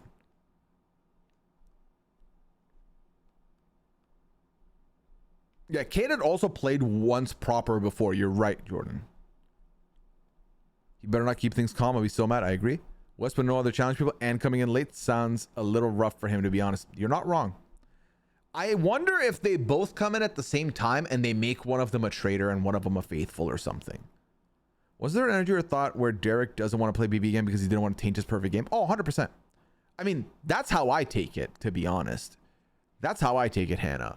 And low key, I don't care to see him play again, so I'm okay with him keeping his perfect game because when I don't want to see it again. I'm fine. My life's fine, you know? But I think that's something that some people definitely hold high and, you know, near and dear. I definitely remember after playing, and yes, we're going to talk about Redacted, aka Sequester, for a second. When I played my first two games, I won the first one. I came in second for the second one, and I was like, bruh, like, I don't need to play again. Look how good I am. But also the other part of it was, if I play, I'm just going to go out early because now everyone knows who I am. And it's like, yeah, well, that's true. But that's also a stupid game on the internet. Like, this is the opportunity to win money, fam. If they ask me to be on 30 times, I'll do it. Because if I win one again, more money. More money. Why not? Get you money. Anyway. Derek said he didn't go back to All-Stars 2 because his daughter asked him not to. I could maybe see that because the guy definitely did seem like he really wanted to play with how much he tried to pre-plan things for other people. But yeah, he's so boring, and that's why I refuse to put him on the Mount Rushmore. Listen, you got to be entertaining for me, low-key.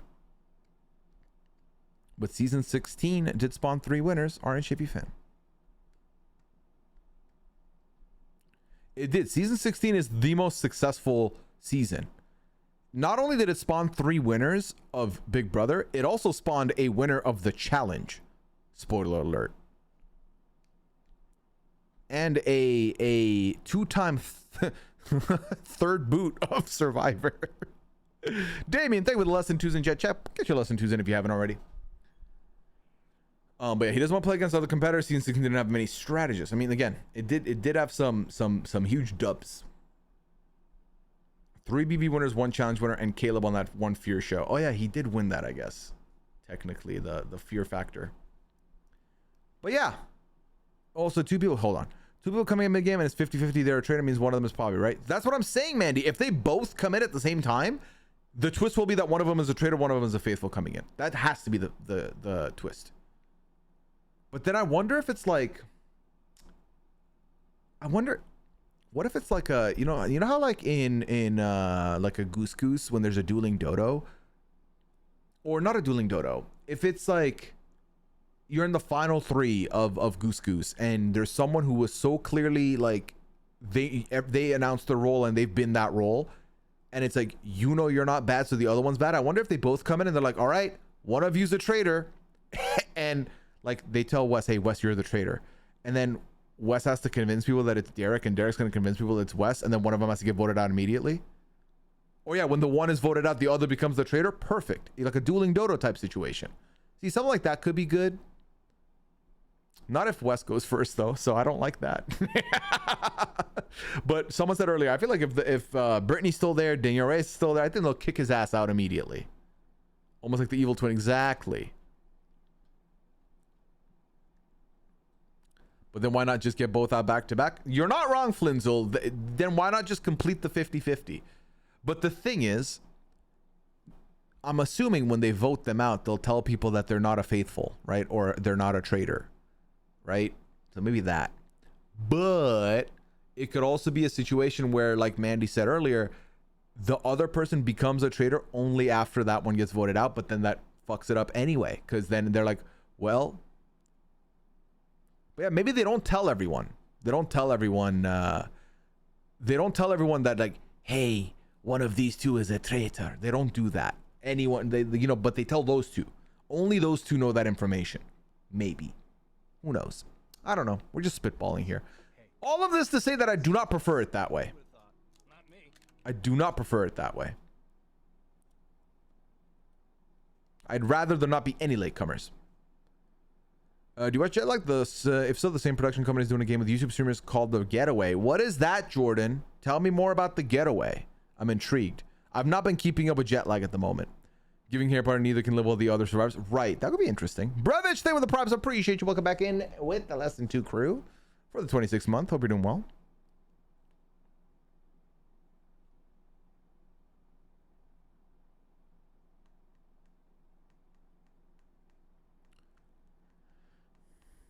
The Getaway's Nebula exclusive, but they put the trailer on YouTube. Okay, intriguing.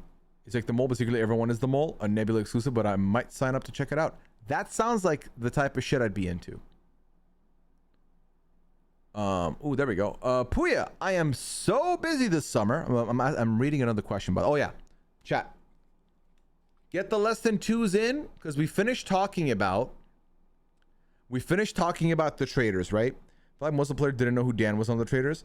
I think even less people will know who Derek is. The hope is that the Big Brother people are there and say something, or like one of the Big Brother fans or people that know Big Brother are still there. All right, I'm putting this down, chat. You know how it goes. For the unspoiled, can we please shove all the Less Than 2s in the chat?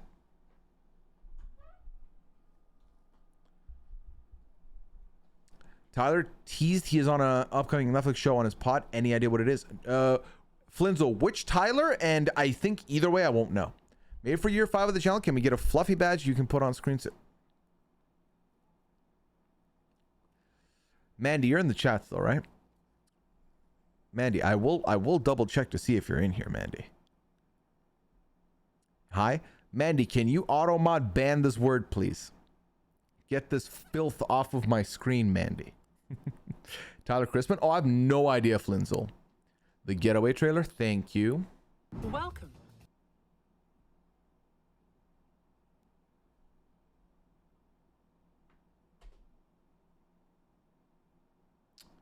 All right, let's give this a quick peek before we read the next question, shall we? Let's give it a quick peek, chat. Oh, it didn't work? Don't worry, I'll do it. I'll do it. Don't take your happiness away. Why? Because you could take my happiness away so easy. Why can't I do it to you? All right. To the Getaway, where these 6 creators are taking a road trip to transport a $10,000 prize across the Great American West. The problem? There's a snitch among them, sabotaging the group at every turn. But who is it? The gamer? Am I 1000% sure I am not the snitch? Absolutely. The zoologist? Is there nothing I could say to change your mind? The therapist? You guys trust each other, like actually trust each other. The card counter? I'm not throwing Yeah, this is like Among Us and the Mole in one. Smart to do it. The finance guy? This snitch thing is. Oh, they're gonna think it's this guy no matter I go to what. bed at night and I worry. The political scientist? I have this suspicion that we did get the snitch. You really never know. You ready to find out? Sure. Okay. It's a tense moment. Okay, here we go. What am I? Nice. Oh, yeah. So here's what's actually going. We really like shows that have, like a sabotage element. but there's already like so many that have. I a just savage forgot that role. all of them are the snitch. Okay, all right. And I have this special role. I'm really carrying this entire series. There's even a bunch that have a couple of saboteurs. Boston, I don't believe in. Jersey, I don't believe. It's Boston. Boston was never the city. But as far as we know, there's none that have everyone as the saboteur. And we thought that would be funny. In some way, I'm like, are there two? Well, absolutely, you can do it once for sure.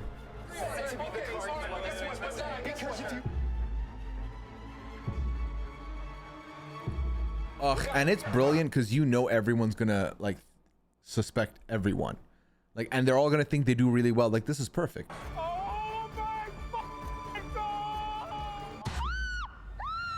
Oh fuck that! Whatever that task is, I'm out. That's a great. That's gonna make the trailer, dude. Yeah. Want to know who else it is? It's everyone.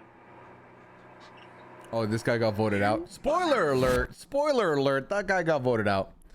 That guy probably got voted out, I assume. Anyway, yeah, that looks fun. Just wait until next season is 50% reality stars. Yeah, no, they are living the dream. Like, they are YouTubers who just get to make whatever show they want and just put in the work, which I love. Shout out to them. Shout out to them. But yeah, they're all gonna think they're killing it. You're not wrong. They're all gonna think they're killing it. But yeah, it only works once. You're not wrong. And then they have to like pledge if they do a second season of like, all right, but actually this time it's only one of you. That's the snitch. But all right. So the question in the next question was, Pooya, hello. I am so busy this summer. I kind of want to tune out BB26 coverage because I don't want to obsess over the contestants.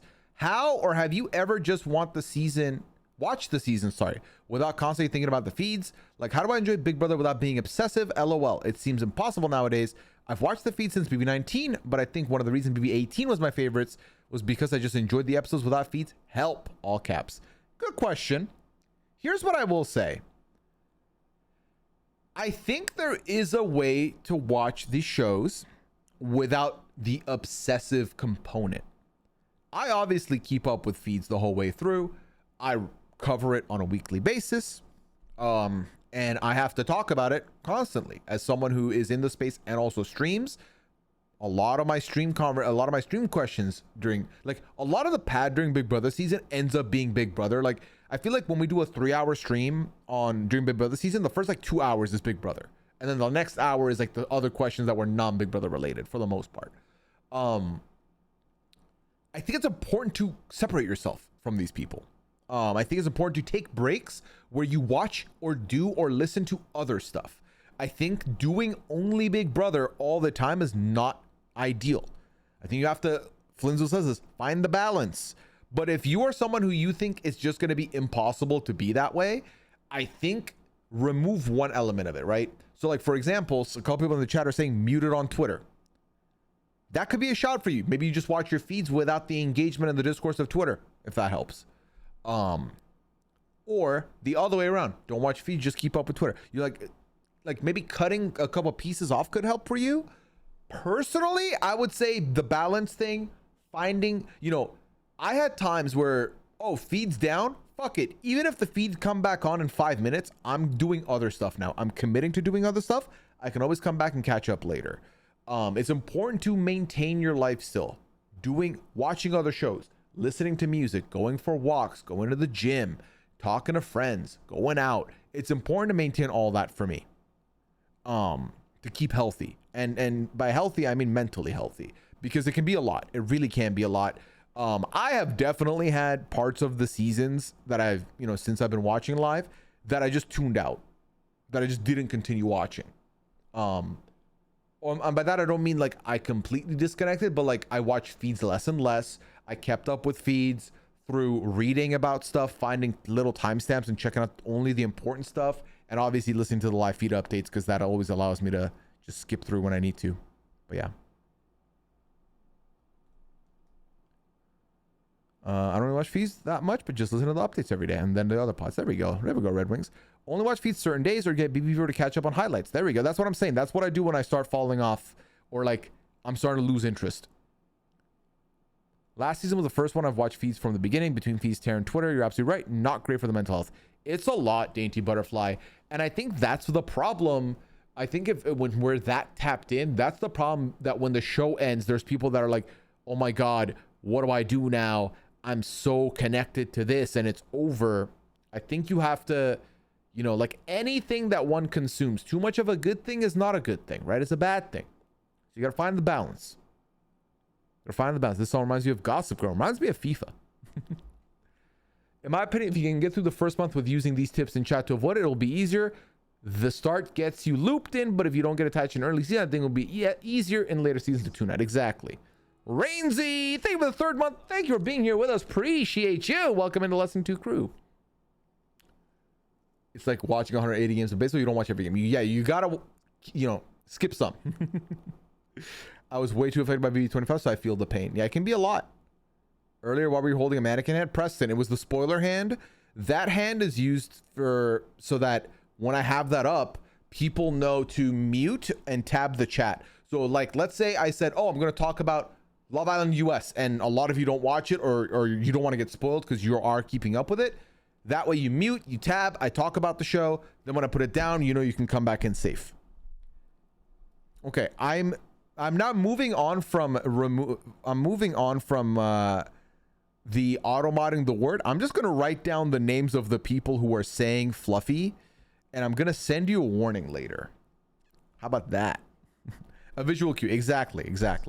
AZ, thank you for the 6 month. AZ, appreciate you. Khalida, don't let them peer pressure you, Khalida. You don't need to do this. Hey. You know what? Can everyone please write fluffy? Can everyone please write fluffy? I've changed my mind. Please write fluffy in my chat.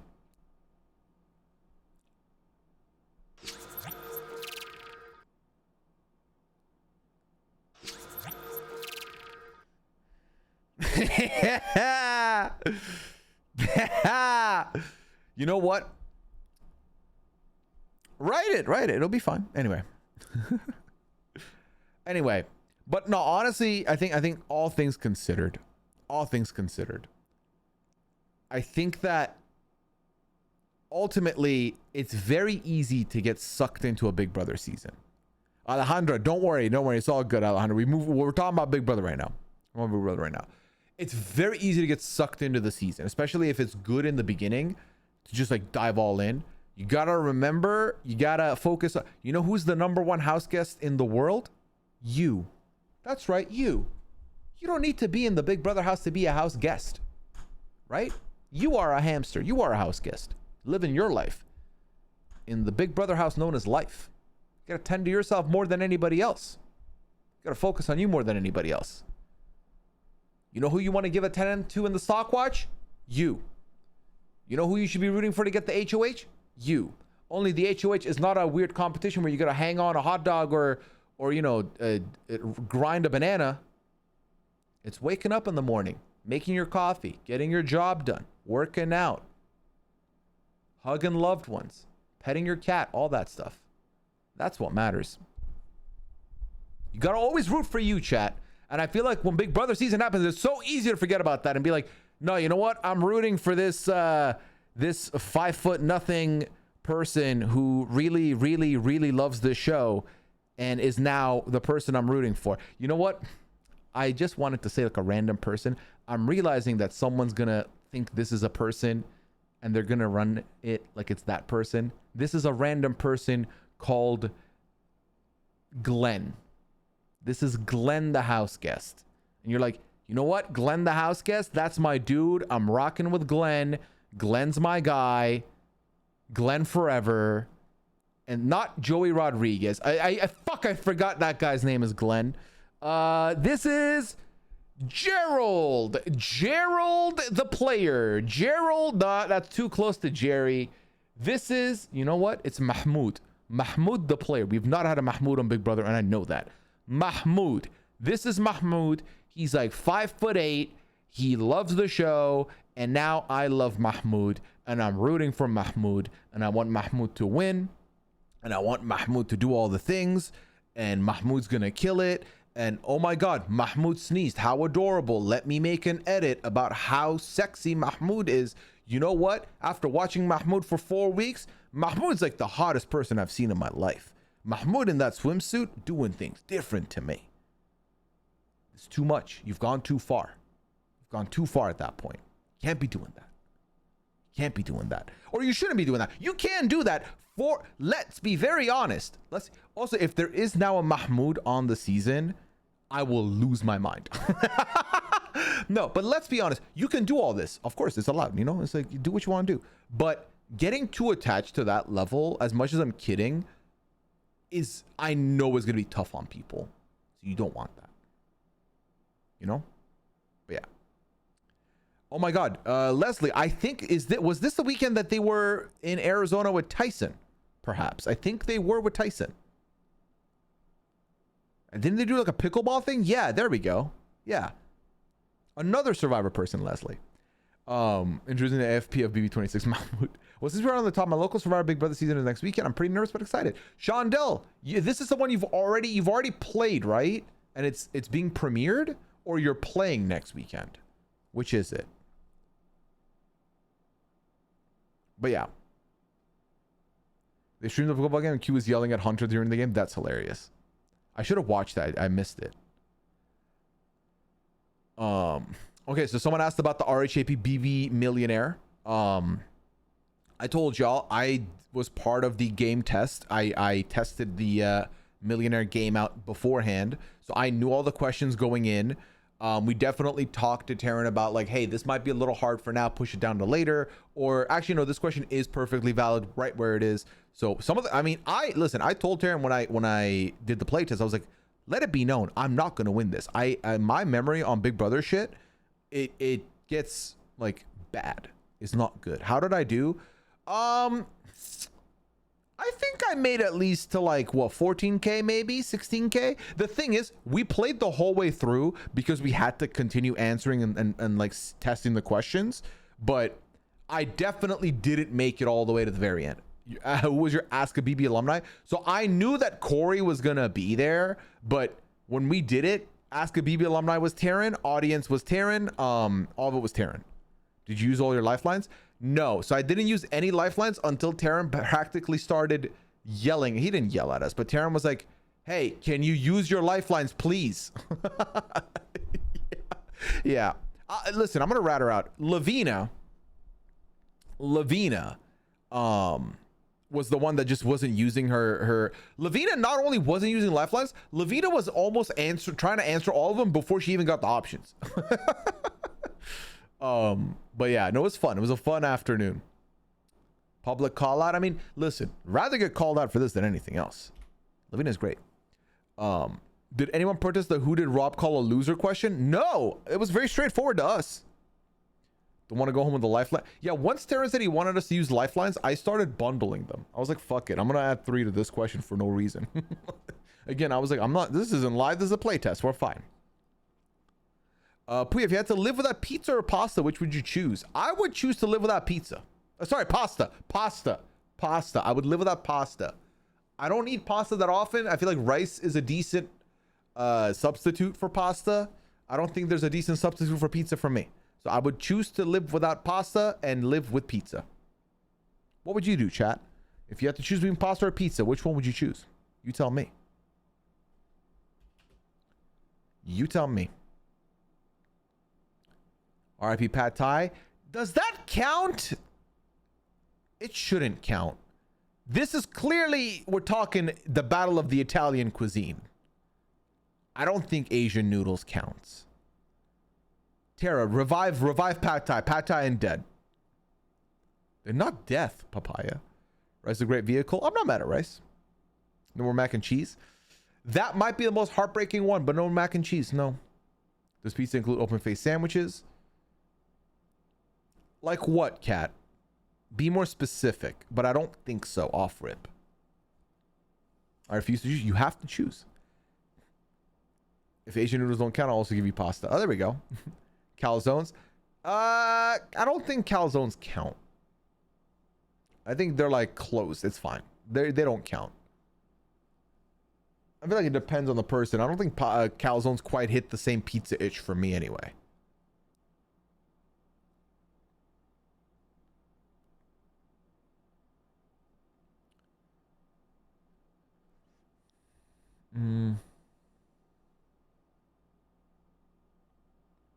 Oh, you play next weekend with Sean? It's gonna be fun. It's gonna be a good time.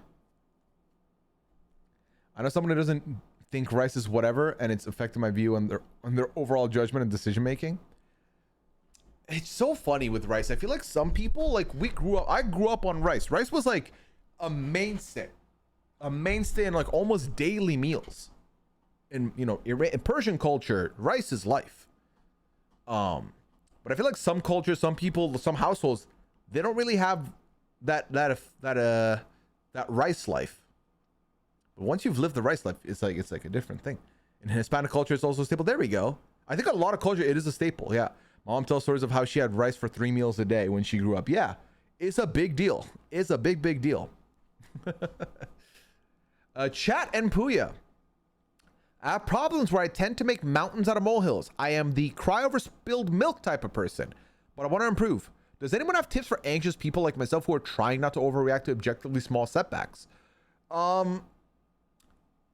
It's a hard one to answer because I've definitely fallen into this camp in my life. And I feel like the tips for not overreacting, you have to like for me now, I inner monologue. If I hear a thing that I'm like, whoa, and I'm about to react to it, or like I'm gonna have a strong reaction to it, and it's like, it's not that deep. I remind myself, it's not that deep. Breathe in. We move. Let's move on from it. And then sometimes it works, sometimes it doesn't. It's important to remember, sometimes it may not. And even though you're trying to avoid crying over spilled milk, the reality is you still might cry over it a little bit. Some tears might come out. But the important thing is to remind yourself and use that positive affirmation to like not do that. Pooya, you are a menace for that comment. That is so not what this is about.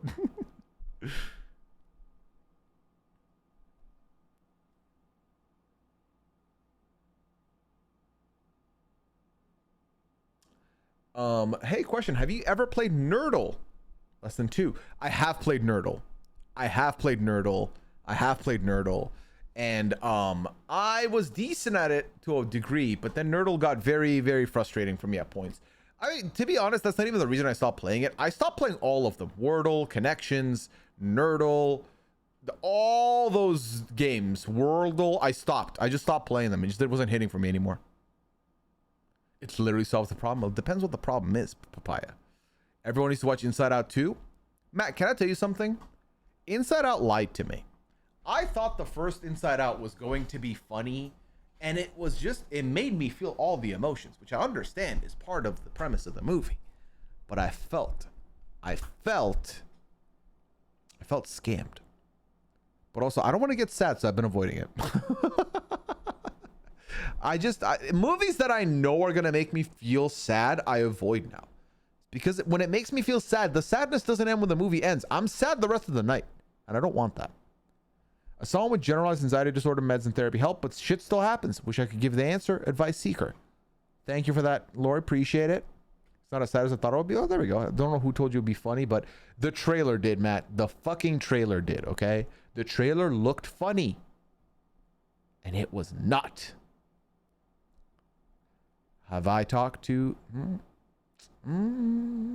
I would say no. The chances are not great until probably January, question asker, without giving much more. I need advice. I want to lose weight before I start dating again, but I feel like it's going to take forever. Should I just put myself out there before reaching my goal weight, or wait until I feel healthy and more comfortable with my body? Thanks. Question asker, my number one thing you said at the very end. Feeling comfortable in your body is the number one thing that matters to me. If you feel comfortable with who you are, it don't matter how you are. If you are comfortable, that's the number one thing that matters. So I would say your priority should be you feeling comfortable. I was about to say, if you were trying to like hit a target weight, For other reasons, I would say, nah, like fuck all those people, be you. I think put yourself out there and just work towards your goals and let life do its thing. That's how I would personally approach it. But also, my solution is not a one size fits all. My solution might not even be the best one for you, but those are my 2 cents, if that makes sense. I get that feeling as a kid. Pixar movies where haha toys come to life, but now it's like, let's debate what it means to have emotions and what happens to you after death. Right? Every Pixar movie is what if blank had feelings. Inside Out is what if feelings had feelings. Right. Like, I remember watching, I've told y'all this story. I cried during the short right before Incredibles 2. First time Liana saw me cry. Also, love you as people who love you as you are is so much more worth it. Time is precious, so put yourself out there. Exactly. There we go, Hannah. Also, I know I said Love Island US earlier. I don't know if I told you all this. I think I may have. I have watched the first 7 episodes, and Love Island US has been incredible. It's been very fun. So if you're looking for a Love Island show right now, I give it the recommend. For the overthinking one, I know this isn't for everyone, but one thought is to try and write out your feelings, maybe in a journal notebook. I know that's not for everyone, but that has helped me figure out my thoughts before, and just nice to get it out. I would tell you this, myself and Liana would both vouch for the journaling as well, or just not even journaling, opening a blank document and just typing out your thoughts. It helps so much. You know, it's like some people need to speak to get it all out. Writing it can have a very similar impact. So try that out. Wait, this cast is hitting for Love Island US. I'm so curious where the season's gonna go. I'm in this weird spot where I now know all the characters and I'm catching up, but I'm seeing tweets like from tonight. I'm seeing tweets that I'm like trying to avoid, and I'm like trying not to get spoiled. So I'm like trying to catch up as fast as possible. But yeah.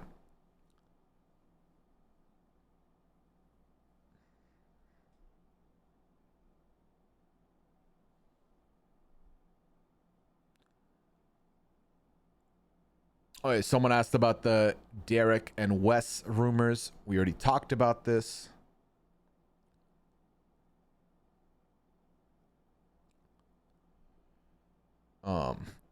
Today was the first vote. I don't know what that means, Mel. Oh, the public vote. Oh shit.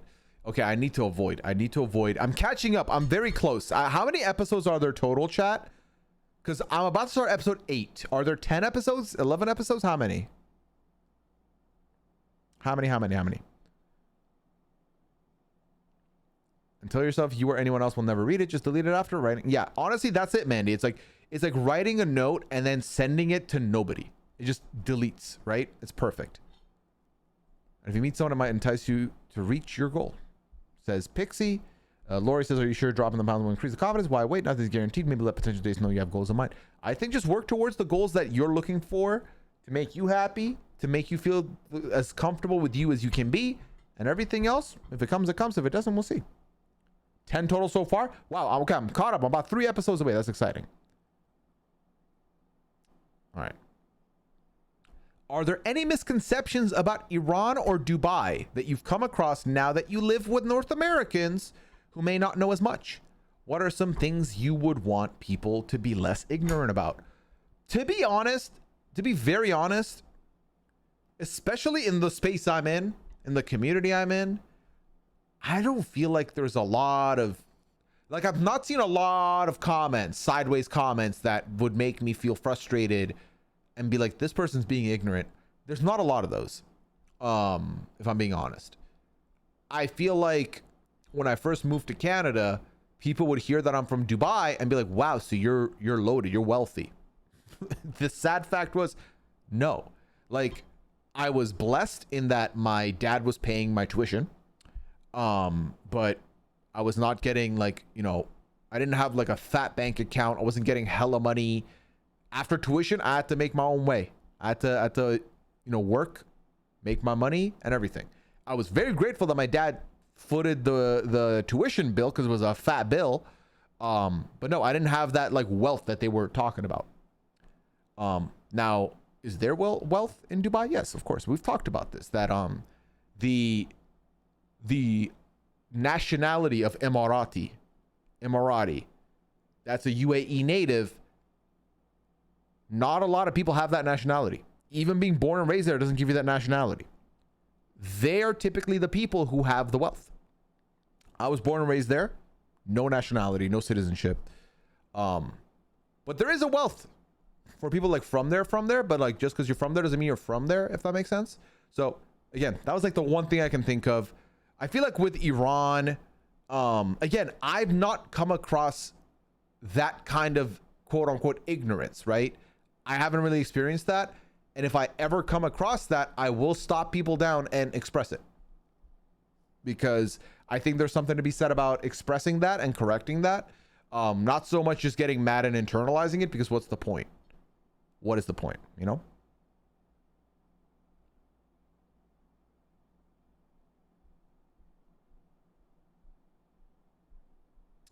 I don't quite know about this person, so I'm going to skip this one. Top 5 video games across all platforms is a tough question. That is a tough question, top 5 video games for me. Especially when I'm thinking about it right now. I mean, obviously I would say FIFA. I would say Grand Theft Auto for sure. I would say Mario Party and Smash Brothers for sure. Shit, would I say Mario Kart? Does that tell you much about how I am as a video game person? Honestly, Hitman might be up there, you know. Hitman might be up there. I really like Hitman. Hitman's a good time. I'm going to run with those options. I think those are good options. Don't forget Resident Evil. Very much forgetting Resident Evil. Absolutely not. Nope. Nope. No Resident Evil from me. Absolutely not. I miss your Hitman YouTube videos. I miss the Hitman videos as well, RGB fan. I think we've hit over a year since the last video. I really fell off of YouTube bad. Zelda? I didn't connect with Zelda like that, chat. I've never played Zelda. I played Twilight Princess a little bit and I didn't hit for me, so I didn't pick it up anymore. My sister loved it and played it a lot. Liana, I bought her the new one last year and she loved it. But no, I've never really played it like that. I don't think you'll forget Resident Evil. No, I don't. I will like live the rest of my days trying to forget Resident Evil. Updates on citizenship. I gave the update last week. It's done. It's done, baby. I'm a citizen now. Woo! Does she know about the new one? There's another new one. Softy, she does not know about that one, I don't think. So I'll hit her with a surprise. What VPN do you use? As of now, I use Proton VPN. But I live by Hide My Ass VPN, HMA. HMA is a great VPN, and it's been the one that I've always used successfully. Easily my favorite VPN is HMA. It's been my go-to.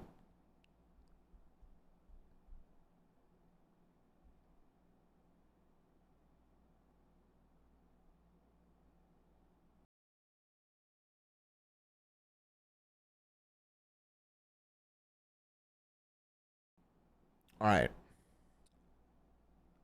This is a trailer if you want to send it to her. Let's see. All right, I'm going to hold on to this. Echoes of Wisdom. When is this coming? It's dropping September 26th. Didn't they just release a game like a year ago? How long ago was that game? Or am I thinking of a different game suddenly? Which U.S. states have you visited / lived? I've lived in one, Connecticut. Actually, let me see. NCAA coming out at the same time. BB26 starting is going to kill my productivity. Are you big on... is that college basketball, Red Wings? Are you big on that? USA states checklist. Let's do that.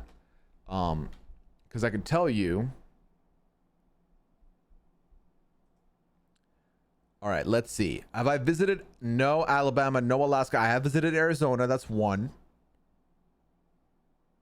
I have visited California. That's 2. Colorado 3. Connecticut lived. We're not counting airports, right, chat? We don't count airports for this activity, I assume.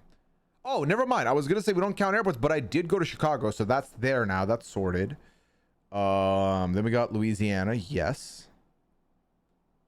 We've got Massachusetts. We've got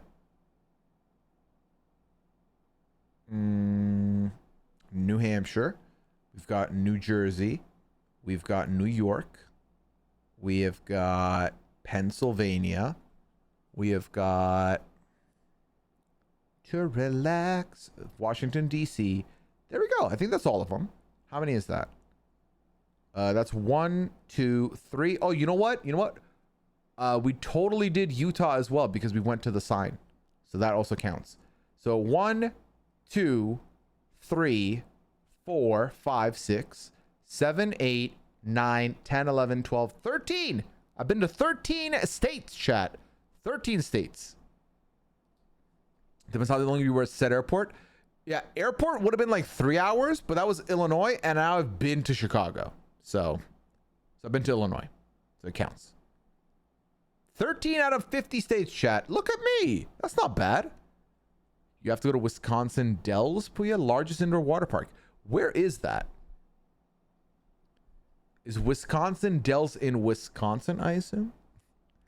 13 states or 12 plus DC. Well, hold on. 1, 2, 3, 4, 5, 6, 7, 8, 9, 10, 11, 12, 13. 13, so it's 12 plus DC. 12 plus DC. 12 plus DC. Yeah. 12 plus DC. I feel like there's one more I'm missing, but it's fine. Oh, Vermont. There we go. Wait, have I been to Vermont? No. Yes. No. No, I've driven through Vermont. I don't think that counts, so we skip that one. If we count stuff I've driven through, it will really change this list. You know, I think it's 12 plus 1. 12 plus 1. Yeah. Driving through counts more than airports. That will end up adding a lot more to the list. But we'll take it. I'll take it. For how much I've not seen places, that's actually pretty sick. That I've got, let's say 13 out of 51 because we're counting the one state as well.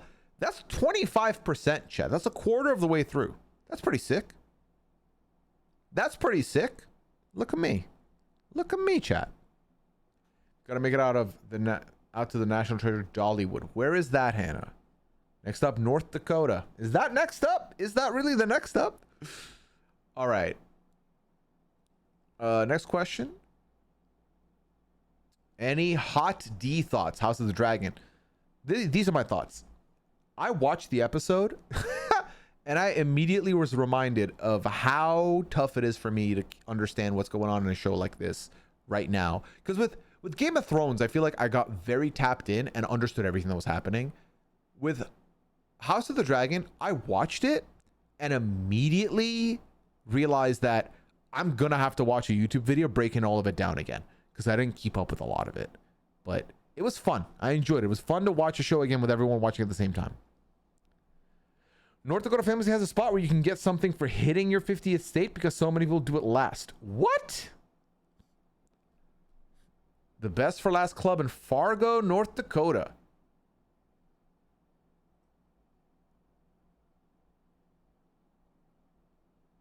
Why do people save North Dakota for last? Oh, was it the last state that was okay? This is gonna sound very ignorant, chat, but listen, this is our country now, so let's share. Was it the last state that was created? It wasn't. Okay, then why is it? Why is this a trend then? Why Hawaii was last? Okay, why is this a trend that they're saving this for? Because it's so boring. Ouch, ouch to North Dakota. Citizenship. No. Stop this respawning. Listen, I passed the citizenship test and got better grade than most people would, okay? Let me be.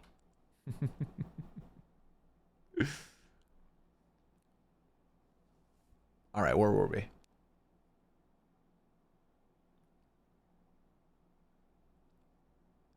All right, we just talked about this. Have I ever applied to any reality TV show? No. No, I have not. Have I thought about it? Yes. When? A long time ago. Do I think about how fun it would be to apply from time to time? Yes. Do I act on it? No. Do I fantasize about it? Yes. Would I want to do it? Probably not. There we go. My cousin lives in South Dakota. I don't even want to visit. Ouch. Respawning. Go visit your cousin.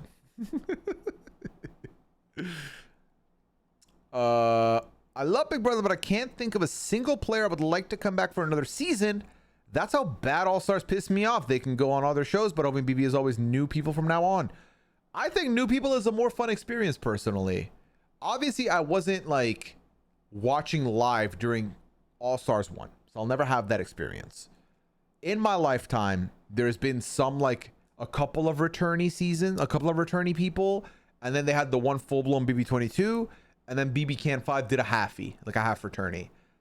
In my personal experience, I don't love the half returnee thing because it makes a lot of the coverage focus on the returnees. It makes, because they also play a big part in the season usually, whether they're playing hard or just part of the like main story. I don't love that because it makes the new people not matter as much, and I hate that. BB22 was one of the toughest seasons I've had to cover. It was not fun at all to cover, but also it was during a time where like I had nothing else, right? So Big Brother was all we had. So I think I agree with this take. I would like to see new people predominantly if I can help it. They should do Big Brother Blood vs. Water. Now that'd be fun. That'd be fun.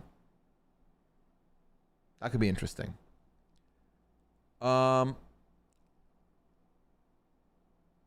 Let's see. Sometimes I miss how I watched Big Brother before RHAP. I mean, I love RHAP, but there are so many things and controversies and cancellation of players that I used to be ignorant of, LOL. Back when I wasn't told who I am supposed to dislike, because truthfully, a lot of controversies just go over my head. Ignorance can truly be bliss. Let me say this, question asker. You're not supposed to like or dislike people based on who someone tells you to like or dislike. If you don't like a person, don't like them because you don't like them. Don't follow anyone else's footsteps. If someone, like obviously if someone does some like horrific shit, I'm not going to be rooting for them. If you're in my chat and you're like, actually I'm rooting for them, what is my response going to be? It's not going to be, hey, fucking dummy, that's wrong, you can't have that opinion. I would say, listen, we'll agree to disagree. I'm rooting for your favorite's downfall, if I'm being honest.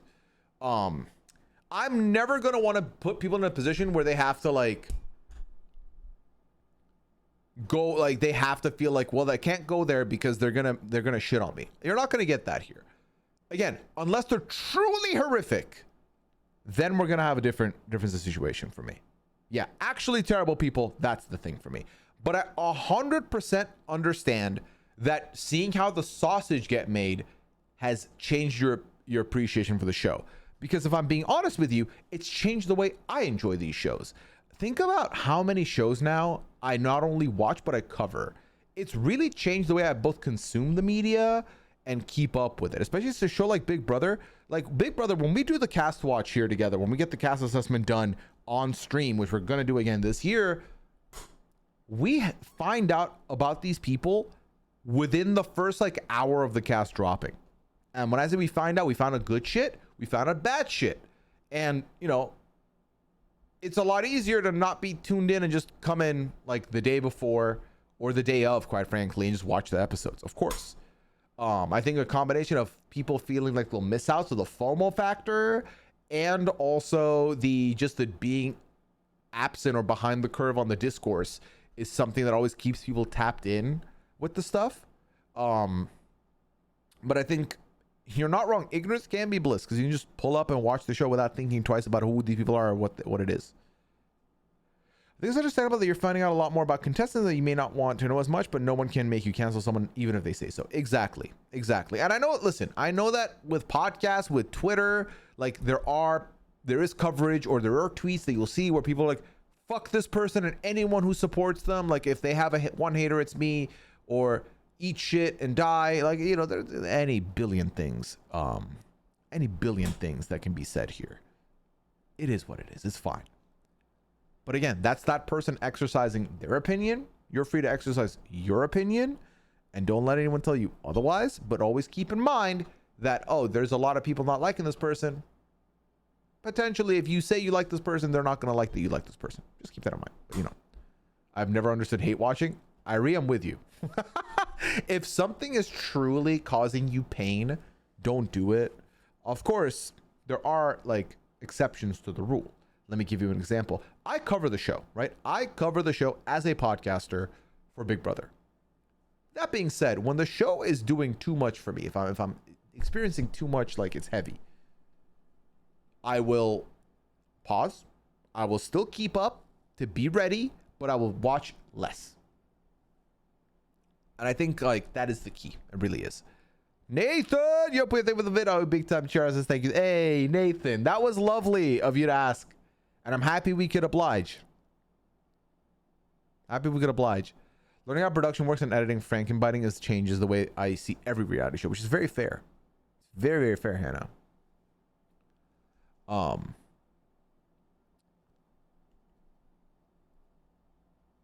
Oh, this is about my Twitch and YouTube goals for 2024. Have you been keeping up with those goals? What grade would you give yourself? I would give myself probably a C right now. Maybe a B. Maybe a B. Maybe. The thing is, I've not looked at those goals. I've not revisited the document. But I'm not giving myself a great goal. We talked about this a little bit extensively recently.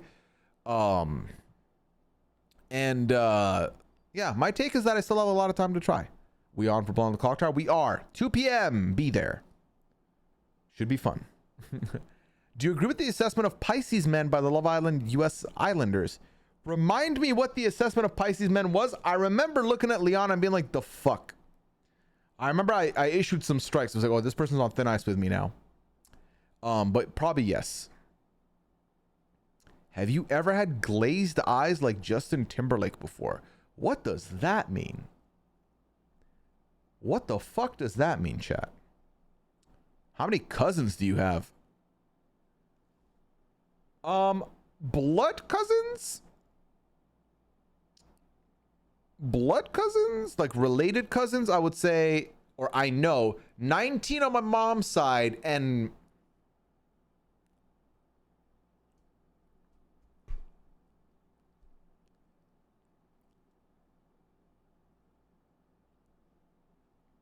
twelve on my dad's side. Is that right? Might be 12 or 13 over there. No, it's more. It's 13. It's 13. Yeah, it's 13 over there. Yeah. 19 on my mom's side. Yeah. Well, they're I think there were I don't remember how many aunts and uncles I have. I have to do all the math right now. But there's like 8 and 6 or 8 and 7 or 9 and 8 on each side. So oh, they're referring to the mugshot. I don't know if I've had glazed eyes, but also I don't know. I can relate to the writer. BB22 was my first live feed experience due to RHAP. However, as crappy as it was, I'm thankful I knew what was going on. What was really going on. So RHAP wins the internal argument every time. There we go, Shondell. Concert victory looks so high. Let's see. This is going to ruin the tour. Oh, that's where that meme comes from. Oh my God. No, I can say with absolute certainty I've never had eyes like that. I've never had this look to me. Damn. Damn.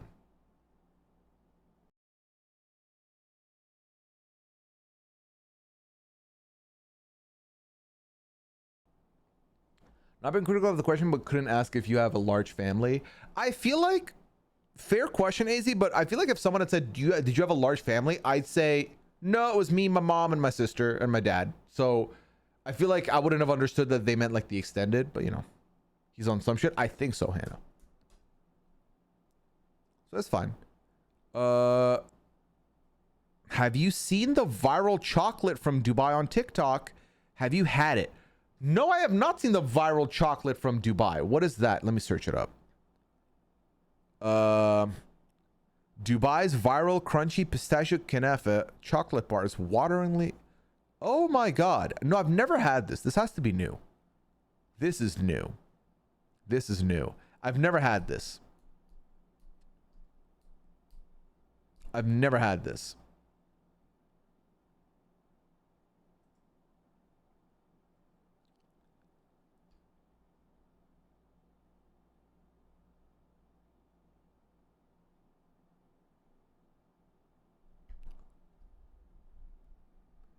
Are you going to order some to try on stream? I mean, I can look into it.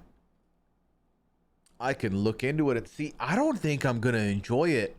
Like, I enjoy pistachios, but not like that. Not like that. But I think I'll try and look into it. But it's going to be expensive, isn't it? Ah! I dropped my pen. It's fine. It's cool. It's fine.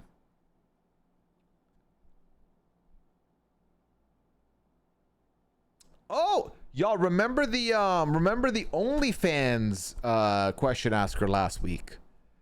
The OnlyFans question asker who said that they had an OnlyFans and that they were unsure, they had not told their partner, their husband, and that they were starting to make a lot of money and they wanted to figure out what they wanted to do.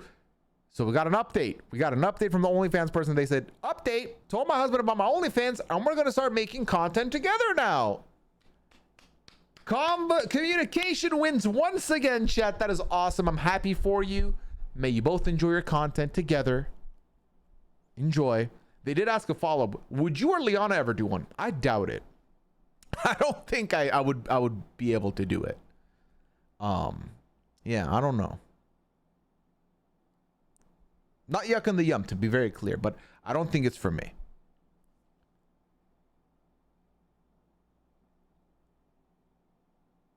Oh my God, Mandy, you please, not Softy, please. You please. Yeah, you're the filthy one. Okay, how about blood versus water, where no one knows it is blood versus water and they all think they're the only duo, like Jared and Suri? That's the dream. That's the dream. That's kind of what they did with the secret pairs, right? Where they made it seem like everyone thought they were the only secret pair and they weren't. That's BB6. That's basically BB6. But obviously BB6 had some like friends connections, not just family. But the problem with a BB blood versus water is that how many of these alumni are gonna not know each other's family members, you know? Like, I think the odds of that are very slim, that they won't know that, like, hey, isn't that your like cousin? Like, they'll know. I think they'd have to go for like people they know are not friends in any way. Like Corey and Zach show up, yeah, and they're like, yeah, I don't know who that guy is. Oh, sorry, is your name Zach? Is that Zach? It's Zach. Zach? Zachy? So regarding BB coverage, it bothers me when I feel like it's wrong to root for a male player or a white player. I feel like I'm doing something wrong sometimes when I consume some of the coverage or Twitter content. Again, I will say what I said before. Root for who you want to root for. There are going to be people that are going to be against the person you root for, but it is what it is. If you really want to root for them, root for them. But that being said, there have been male players in the past that have been problematic. There have been white players in the past that have been problematic.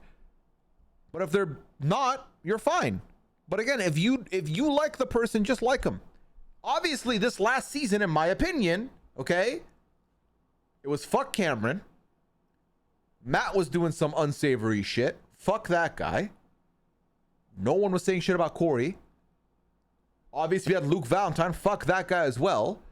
They just picked bad people to represent the demo. But Corey did nothing. He was right there.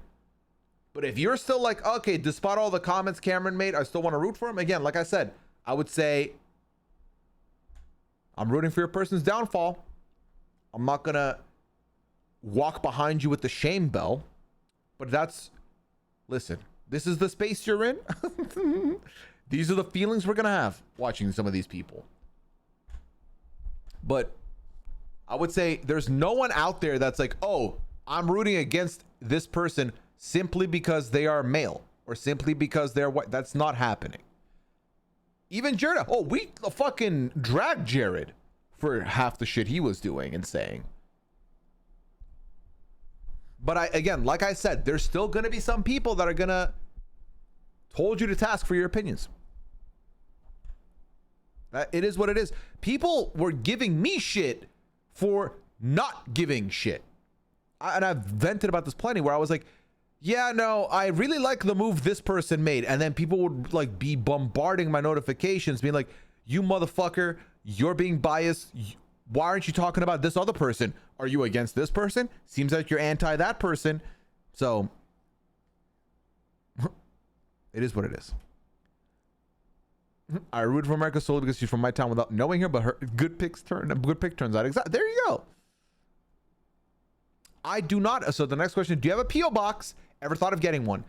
I don't have a PO box. And I have considered getting one, but then ultimately didn't end up going for it. I feel like there was a time to get a PO box. I think that time has passed, but I could be wrong. I don't know. It could be fun to do like a PO box unboxing of like stuff we get that gets sent, but also I don't know. I feel like having a PO box makes it so that there's this expectation that you should be sending stuff, which I don't want to be the culture, you know? I don't want that. All right, chat. We're gonna call last call for questions in the form. If you would like to send questions, I'll send you some Arrow and caramel milk bars. All right, I'm getting the PO box now. I told Pooya I was gonna come over, and he sent me a PO box address. All right, Scally, you can't come into the chat from the goddamn top rope and just attack me like this, okay? Chat, you want to know something fun? Scally messaged me on Sunday at like 4 p.m. I messaged him back on Sunday at 5 p.m. Scally replied to me today. Pretty much a full week later. And but Pooya's the one that doesn't text. Let's all shade Pooya on every podcast. Pooya doesn't text. Meanwhile, I'm trying to get a text back from Scally, and he's busy talking to all his other friends and talking to y'all, and just doesn't care about me. It's okay. I thought we were better friends, you know? Like, Scally's been my roommate for the New Orleans RHAP trip, the Chicago trip. You think we're friends, you know? You think he cares? You know, hey Scally, I became a citizen last week. But no, Scally doesn't ask you.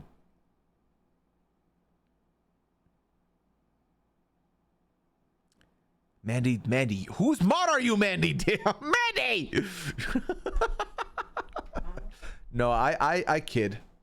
I put the guilt on Thick for no reason. But listen, Scally, I would have said something, low-key. So you're fine. You did ban Fluffy for me. I guess, like, you know, it's like a one for me, one for you type thing. Fair. What was I gonna say? Yeah, we're gonna do marbles tonight, though. We're removing a lot of we're removing every VIP badge ever made, ever. We're fully nuking the VIP badges, and get this, only 2 VIP badges tonight. That's right, a VIP badge tonight. I thought you were doing that last week. I forgot. Okay, allow me. But tonight, only 2 VIP badges. Only 2. No more extras. Actually, we might go back to the regular format last week. But tonight, we will be left with 1 VIP that wins the whole thing. And 1 VIP, for the first time ever, we're going to determine the number right now. 1 VIP that is to mark the date of the vaudeville stream. That's right. 27th of June, in 5 days, 6 days, but 5 technically if it's past Saturday, where it's Saturday where you are. 27th of June, I am doing a stream where we are playing vaudeville until we solve it. The stream will not end until we solve the mystery. So the 27th place and the first place finisher tonight will be getting VIP badges. Boom, bomb, boom. Now, yeah, and Arabin, tonight being the night you get the 69th place will be hilarious. Hilarious. But yeah, should be fun. I'm not seeing any other questions in the form, so I'm going to shut it down to give you an update of where we are in the form now, chat. We just answered question number 6,921. We are 79 questions away from completing 7,000 questions on the pad. So, there you go.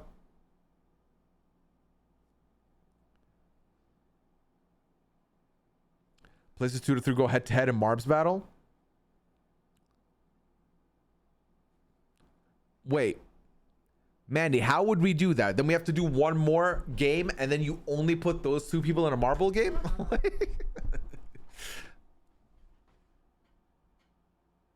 And 48 questions from 6969, exactly. It's coming soon, chat. It's unbelievable. Almost 4 years of this form being open and 7,000 questions done. To put that into context, which I don't think we had the question form until later in the going of it. But let's say it was 4 years. That's about 1750 questions in per year. So after the final one, do one more with only those two. Yes, so total. But how do we make it so that only those two compete? I guess I would have to do it where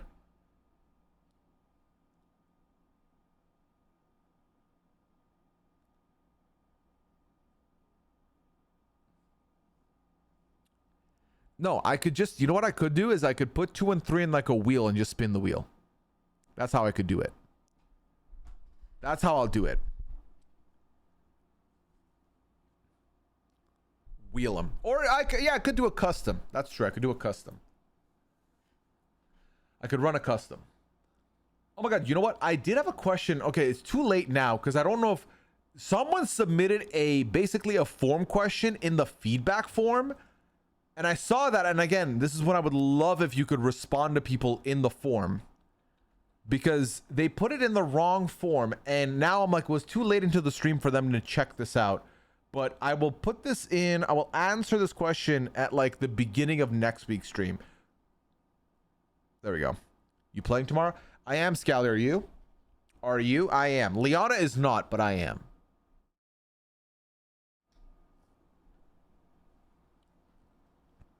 I am. Be nice to me. You be nice to me. You be nice to me, Scally. I text you all the time. I tell you all my secrets. You be nice to me, Scally. How about that? Yeah, Dwight said it's the biggest lobby he's ever put together. So I don't know what the fuck that means or how many people that is. But, well, no, Scally, you're in a good spot because the last time anyone played was 3 weeks ago. So you're fine. Because we played 2 Saturdays, there was no game. So that means the last one was 3 weeks ago. Yeah. Say a code word as a wink to the crew tomorrow. Yeah, Scally, say a code word tomorrow. So we know you're talking to us. Try to sit next to you so you can message. I mean, I might as well sit alone because this guy. Yeah, look, might as well sit alone because first of all, he's not gonna reply to me. Second of all, if he does, he's gonna say some shit like that, Mandy. Whoever calls Dwight Daddy first wins. Wins what, Mandy? What do we win? What do we win? Mandy, what do we win?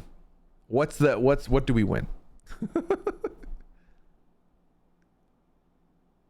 What does the W and LMWO stand for? Laugh my... Feels like a... Oh, you know what? I'm noticing it might have been typo. It's more of a typo than anything. It stands for a typo. The chat challenge, 1 gift sub. Okay. I don't want to do it. People are going to be like, what is he doing? They won't know.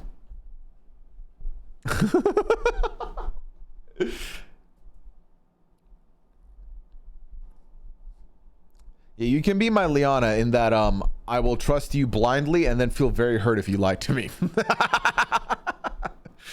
Oh my God. You know what I'm now realizing? I gave Scally all this shit. I'm pretty sure I haven't responded to his last text he sent me now. But to be fair, he sent that text. Let me look at the timestamp on this. He sent me that text at 6:50 tonight. So according to what I'm looking at, I can still not reply for another 4.5 days.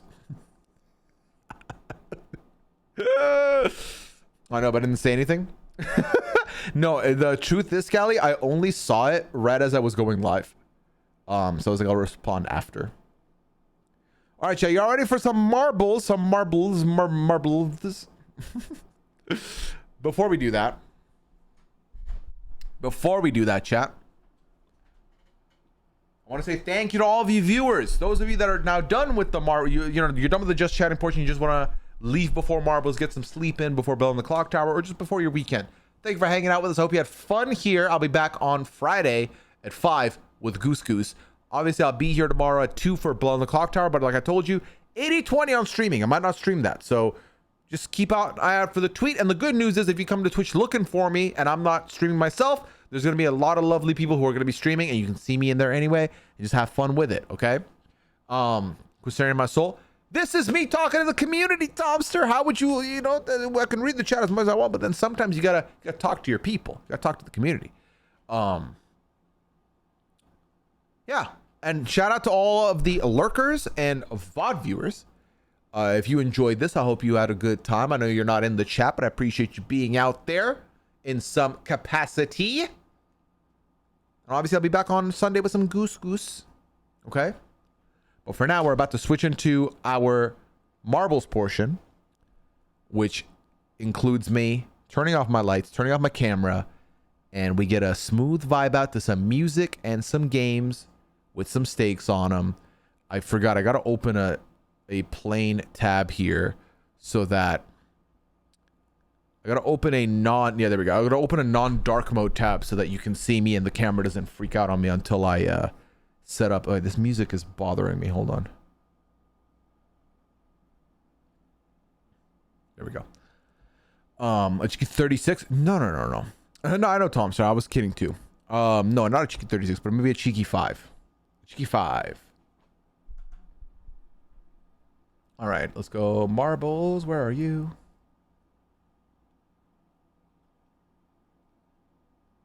Do. Change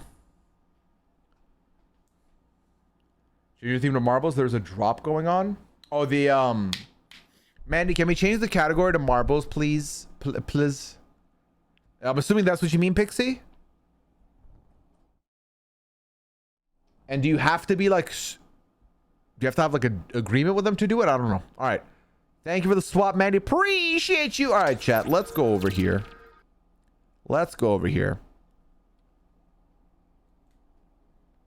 Is it over your boot up? There we go. Oh, thank you, Mandy. Thank you.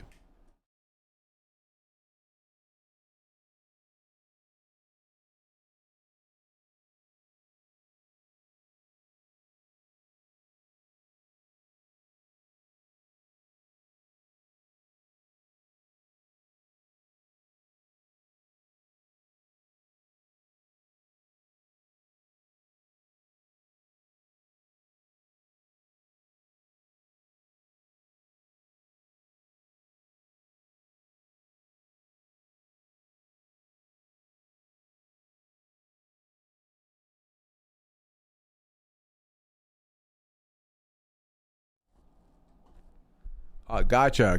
Okay. Last day of the season. Well, we're right on time, aren't we? That's good. All right.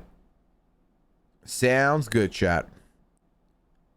Sounds good. Okay.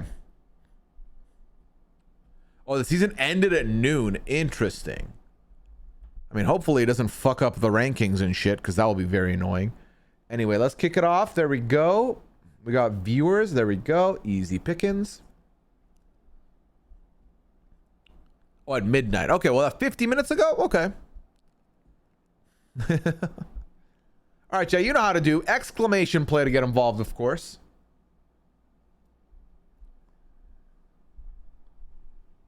A lot to play for here. Basically, 2 guaranteed VIP spots, and then a coin toss. A cheeky custom final map for the 2nd and 3rd place finishers. For 3 VIP badges coming in.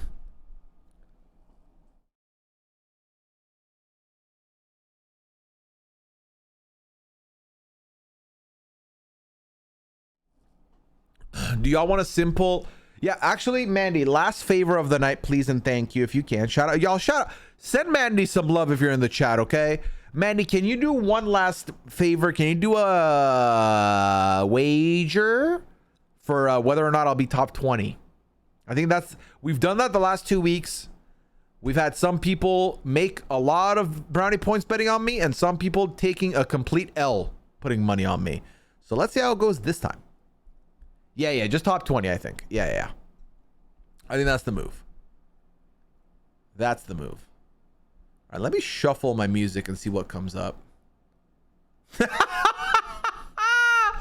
All right, this is the song. I put my songs on shuffle. Boom. Let's go. Get involved, chat.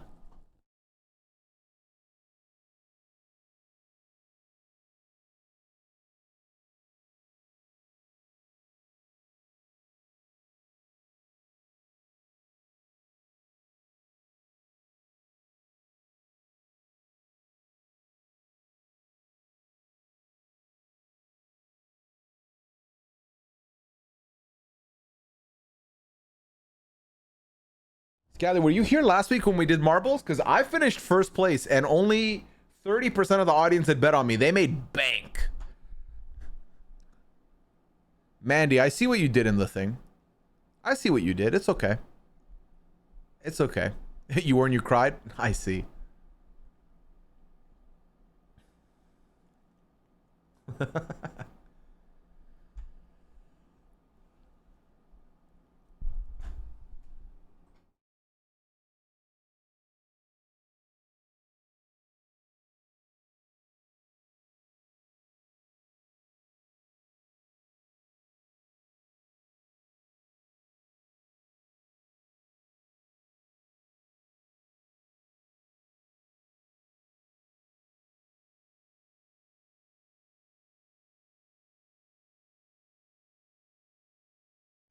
That's what is glitched, huh? Game issue. The game's done it again, huh, Mandy?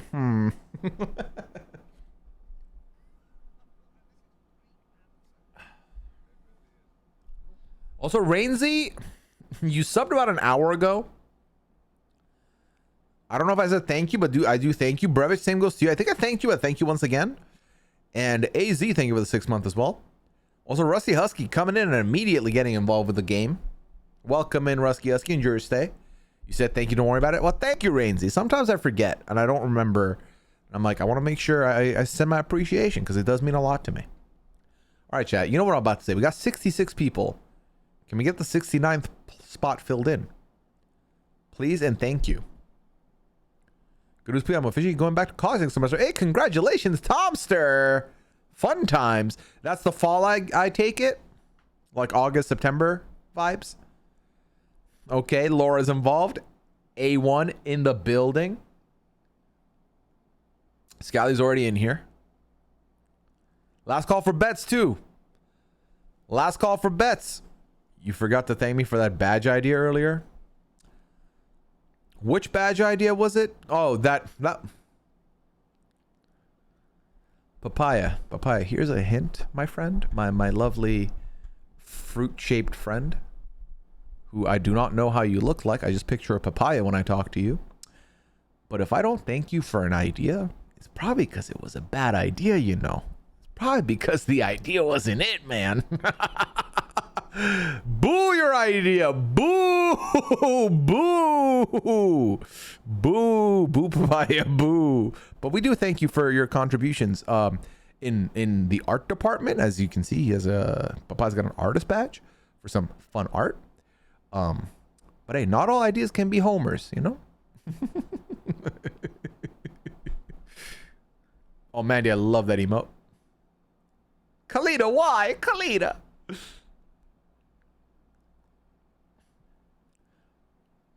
All right, we need one more, chat. Come on now. We can do this. We can do this. Right? Perhaps? Maybe? Yes, yes, yes. The minute we get to 69, I press start. So, let Nightbot in, honestly. Nightbot said no. It said no to Nightbot.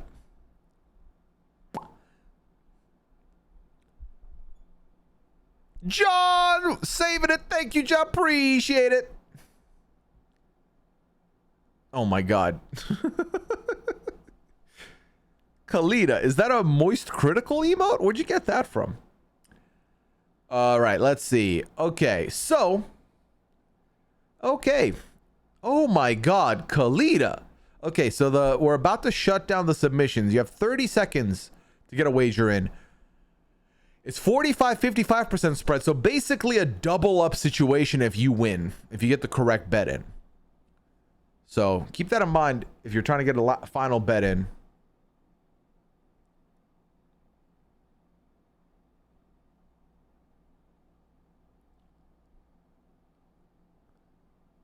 What is this? Oh, so I'm looking at the brownie points earned, how you earn it. For every 5 minutes of stream you watch, you get a plus 10. Special bonuses, you get 50. If you participate in a raid, you get 250. If you follow, you get 300.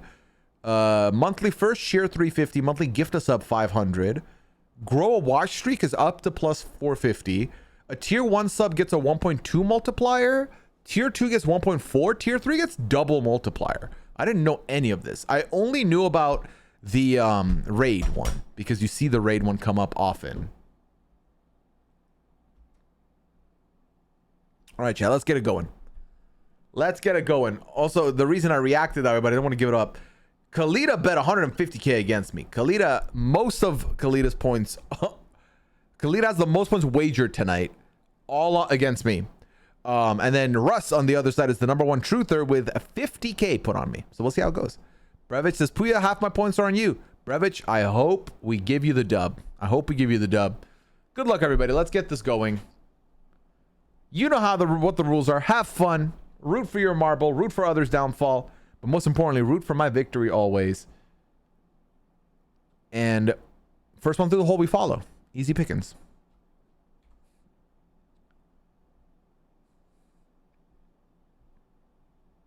Devi in the lead. Okay, Devi.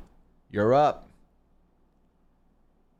So far, relatively straightforward. Not a lot of obstacles, but we see obstacles coming up with the speed bump over here. Speed into the thingies.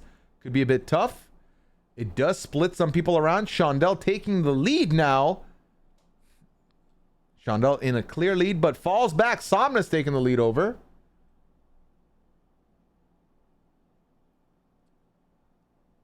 Oh my God. Is that good or bad? Okay, it is good. Oh my God. Wedge him. Somnus wedges in and goes through, but Danny Becker takes the lead over. Be careful. Oh my, wait a second. Did y'all skip the line? How did y'all get in here? Oh, some of the chat hacked through. Look at that. Okay. I think Borgie's in the lead. We got Borgie, we got Mandy, we got Russ, Tara, and Bryson, and Flinzel, who decided to dip out. Melissa as well. All right, Braden is in the lead, looking to get the W here. But there's still a lot of map to go, including these hammers at the end. Uh-oh, Thomas could not handle it and has dipped out as well. Danny Becker is your leader right now. Have you noticed immediately, once I declare someone the leader, they lose? Borgie in the lead now. Pambella in second. Devi in third.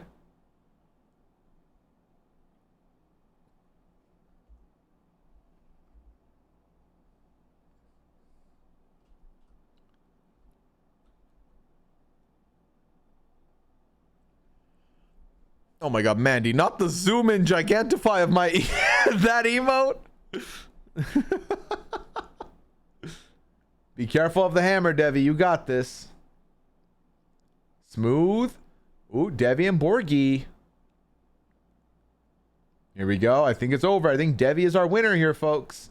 Boom! Devi with the dub. Congratulations. Borgie coming in second. Papaya taking a bump. Danny Becker in third. Christina Ford, Tomster, Steph, Rye Guy, Mel Bells. Memories and Jake are your top 10. Congratulations. It is very gigantic size. It looks wild too.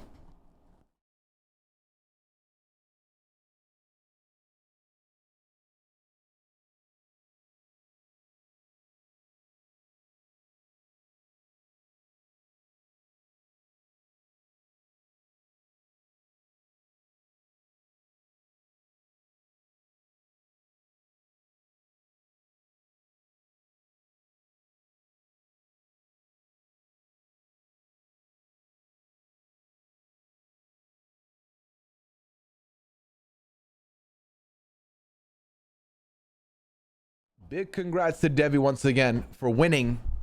Let's see what the rest of everything falls down here. Okay, so yeah, season is disabled. The good news is top 10 does give you points anyway. So you're still, the point system is still valid, but the times don't matter. If you win a 1 second map versus a 5-minute map, it looks like you get the same points, which is fine. So you're just going to look for a top 10. 10 players from like Tevin Davis right now. Hey, listen, you could be feeling worse, right, Jake?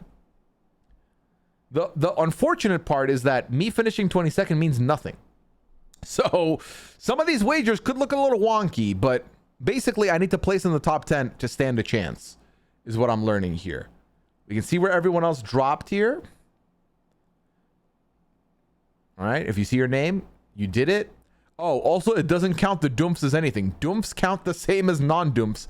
This is the problem with the seasons disabled, but it is what it is. Whoa. All right, everyone, exclamation play to get involved. Ooh, I got a good start. Look at me. Look where I am, chat. Look. I'm going to start the game. I'm guaranteed for... Okay, all right. Healthy Coconut and I are going to... No, I think I'm still in the lead. Nope, I am not. Healthy Coconut's going to start the game first place. I'm going to start second place. Although it kind of looks neck and neck, no? I think it's like... It might be... Am I in the lead? In that angle, it looked like I wasn't in the lead, but I think... It's like an optical illusion. All right, we'll just say it's a tie. We're both first. Kick him, Russ. Wow. Cassie, what the first time chat? Welcome in. Thank you for the follow. Enjoy your marble race here.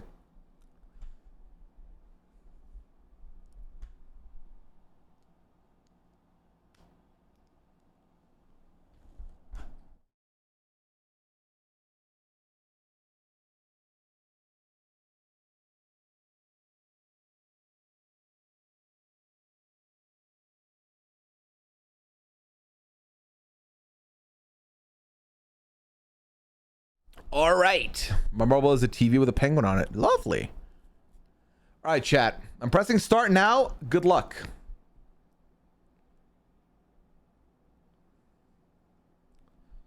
Ooh, and I'm noticing Rye Guy's got a little bit of dancy to the marble. Kalida's is shining.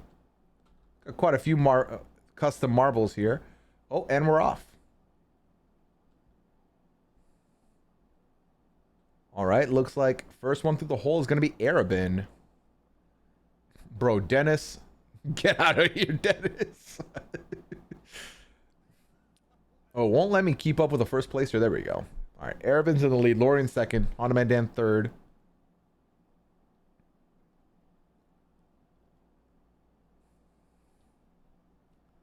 Romeo, thank you for the follow. Welcome into our marbles night. Brand new. We'll enjoy. We do marbles typically on the... Oh, I've done great. We typically do marbles at the end of our Just Chatting stream on Friday nights, so that you are at that portion, which is why my camera's not on. Usually my camera's on. We chill here, but we're good. We have a good time, so welcome in. Hope you enjoy your stay. All right, looks like Russ is in the lead. Hey, Khalida, remember when you said kick him? Look what's happening. Russ is about to win now. Russ about to secure a dub unless something unfortunate happens, which we're definitely not rooting for Russ's downfall. I don't know who even suggested that. What? Uh-oh. Oh, well, just like that. Russ has lost the lead.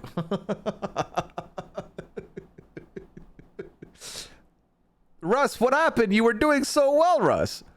What else do we do here? Romy, if you're talking about marbles, just when it's the beginning of the map, press exclamation play to get your marble in. If you're talking about what else we do on stream, I have a good time. I'm a variety streamer. I play some games. Friday nights are specifically been my long-standing Q&A / advice / AMA stream where I just get to talk to the community about anything. We have a good time, and we end up with marbles. Keep us in your eye because you mentioned him. Listen, what can I say? You can't blame me for this, chat. Oh, Irie about to secure the fat dub here.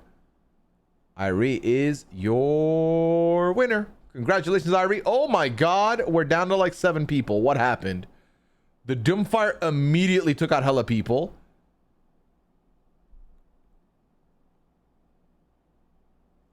There we go. Lorian TV has rounded out the top 5. World record by Irie. Congratulations. Congratulations. All right, there you go. We see some points being dished out here.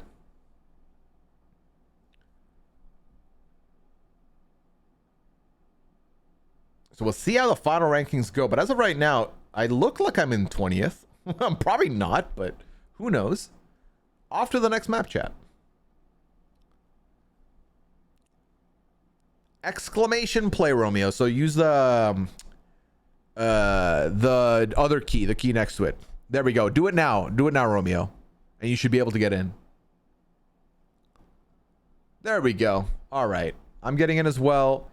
Let's see. Look at me. Listen, once again, it's putting me very close to the front, but I feel like that's a bad omen for me. I don't think it works, but we'll see. 53ville already in here, chat. When we hit 60, I'll press start because we already got our 69 spot completed last time.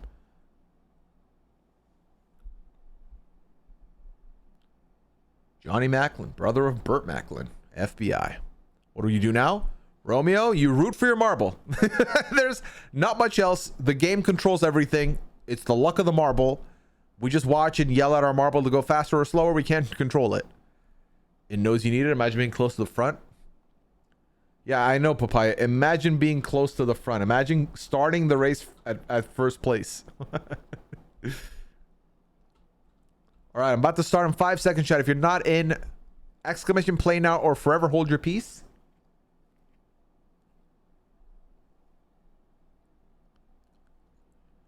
You have good vibes and hope for the best. Exactly. There we go. Boyku coming in. All right, let's go, chat. Good luck, everybody. Oh, I got to somehow get off the podrenalin after this and then go to sleep before the stream tomorrow. Is there a point to these? What do you win? First place, Romeo, gets the coveted VIP badge in this stream. And for today, especially, the 27th place will get a VIP badge. And also, the second and third place will do a single race. Oh my God, look at this meta unlock by Bryson and Russ, who take the inner side here to get in. But Hannah still keeps the lead. Irie in second. Oh, look at me in third. Papaya, maybe being in this spot helped us. Jordan in first place. Jordan, you got this. Keep strong, Jordan. Keep strong. You got this. You got this. Jordan got this. Jordan's got this. Easy pickings for Jordan. Jordan got that. Jordan is going to win this race. Ah! Son of a bitch. I got grenaded. I thought I was jinxing Jordan and then I also went out. Ah! I thought I was doing the thing. Oh my God, Jordan, listen. I had to try my best, okay? I had to try. It didn't work. All right. Anyway, Little Miss Andre is in first. Cassie rolling into second place. There was one grenade, chat. One grenade on the goddamn obstacle, and I had to hit it for some reason. All right, Little Miss Andre making it look easy, going through. Oh, I love this design. Look at this little scoopity, scoop, and down here, okay. Zoomies. Uh-oh. Little Miss Andre got kicked back, opening the door for Lenny Berger to come through. And Lenny Berger takes the opportunity and then gets kicked right back out, unfortunately. But Braden takes the lead again. Oh, Braden, be careful of the grenade, AZ. Be careful of the grenade. Be careful of the grenade. Okay, AZ avoided it. All right, AZ in the lead now. This map is wildin'. Waving goodbye to my channel points. Hey, listen, Melissa. We still got 2 more maps here.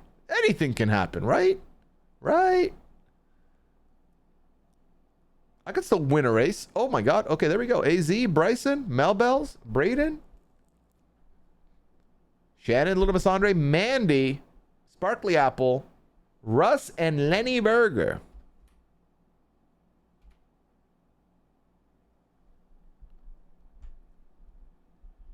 All right, we still have quite a few people finishing the race, hopefully. Good luck, good luck.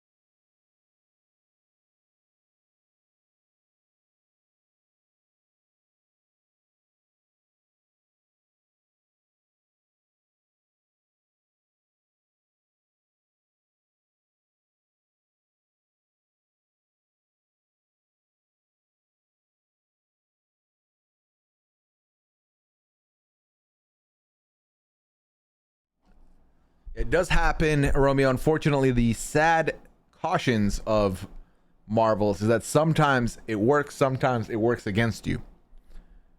But the key is to never give up hope and always continue to go. Yeah, I'm officially out of the top 20. I need like at least a top 10 placement to have any shot here, chat. So we'll see how that goes. By going to the next map. Celebration of Sports is the name of this map. All right. Ooh, it's like a little mini golf thing. I like it. All right. It put me in the back, so now I'm going to win this race. Being in the top is a bad mistake. Although, Jordan, I don't know after why we just had this... after we just had this incident, why you would choose to put your marble next to me is a choice. But it is what it is. Your error? Good luck. Oh, it's like a mini golf. Okay, I like this a lot, actually.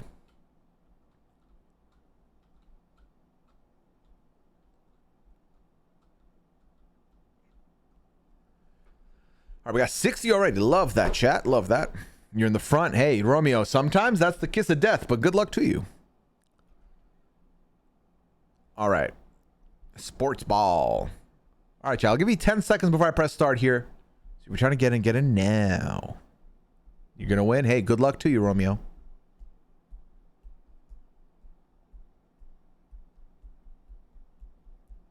Hey, we got Jen in the building.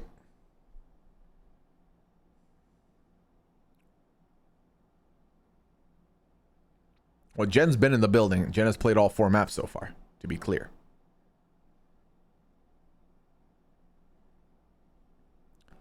All right. Let's go. To be fair, to talk about the conversation earlier about the TV shows and giving up on them, I don't think I finished Riverdale yet. But I think my life's okay. All right, chat. You know how it goes. First one through the hole. I feel like every map has started the exact same way today. All right, Ichiyami with the little cheeky shortcut. Let's see how Ichiyami fares on this map. Cassie rolling in second place once again. Oh, we're here on the golf course. No one hit the rough. Everyone's going smooth on the green. It's like a squad of Avengers pulling up. We're about to get funneled into the tiny thingy. No need to finish it. Honestly, that's the vibe, I think. How far did I get into it? I think I'm missing the last season, Scally. I think. Pixie Sticks has taken over the lead. Oh, I immediately jinxed you. I'm sorry. Cassie rolling into first place. Making it look supremely easy. Going up. Going back down. Does not get impacted by anything. This is a weird thing. Where are you going?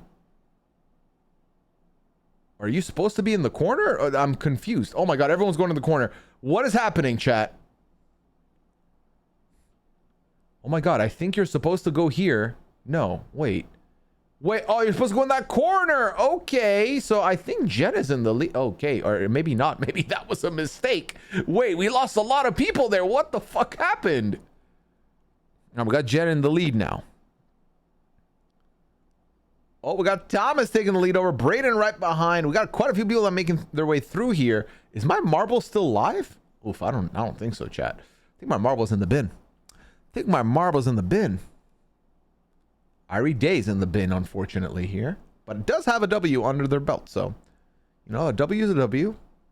Debbie not going down the funnel into the thing. And down here.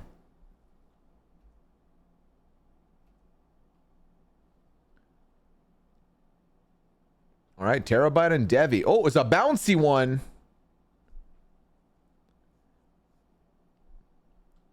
I got sent flying. Oh, no. Oh, no, not the bomb. Oh, my God, that was so close. Oh, no, Borky, be careful. Ichiyami, who was in the lead in the beginning, is out of the game. Off a grenade.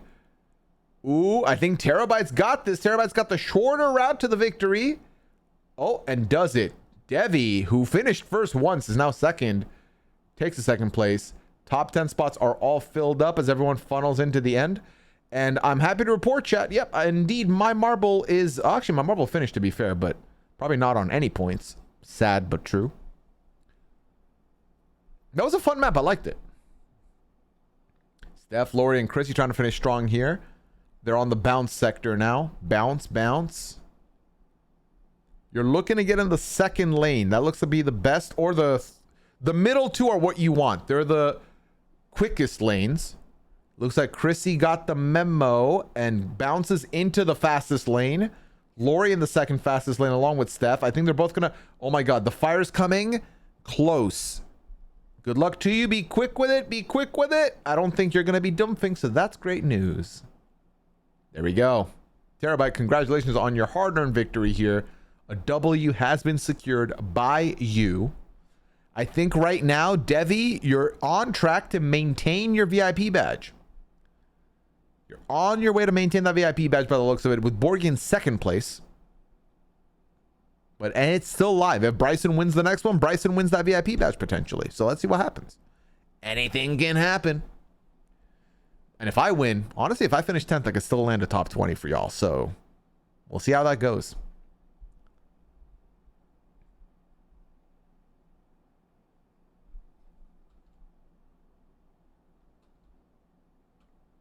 Ooh, this map looks intergalactic. I guess I'll join now.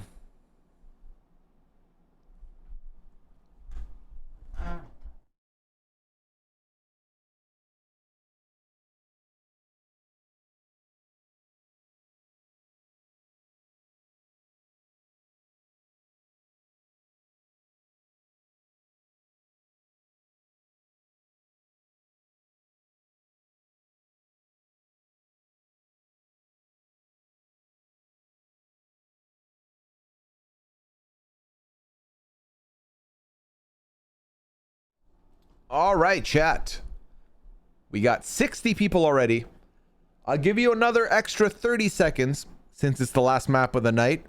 Except for second and third place, we'll be getting a custom map run for them only to determine the third VIP badge receiver. So actually quite a bit on the line here. Because that second and third and first place are still live, still available for everybody, I think.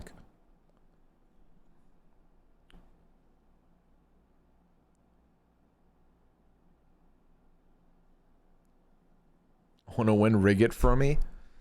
It's not how it works. And trust me, based on experience, you want me to talk about your marble, the least I can possibly do so. All right, John, pressing start now. Good luck, everybody.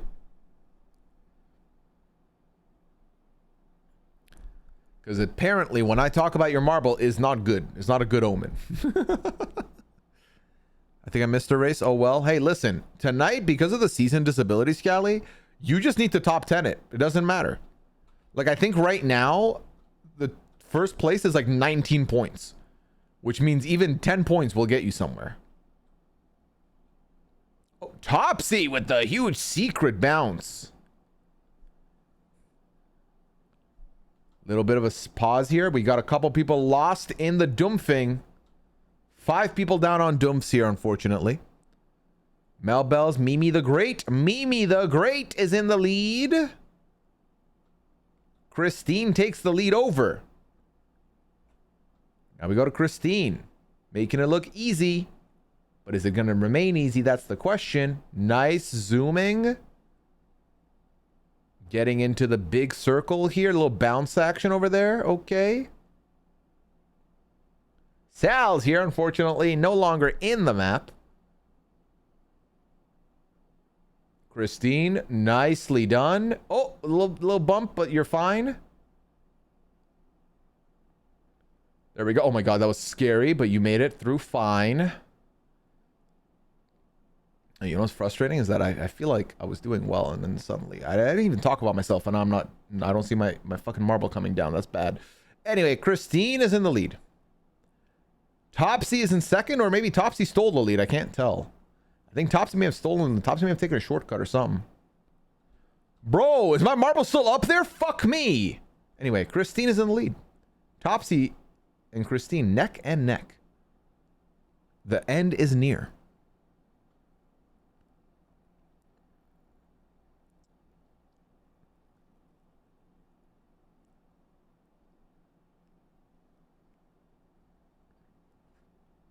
Oh, Topsy missed the hole. Christine can't say the same for Christine, who has won.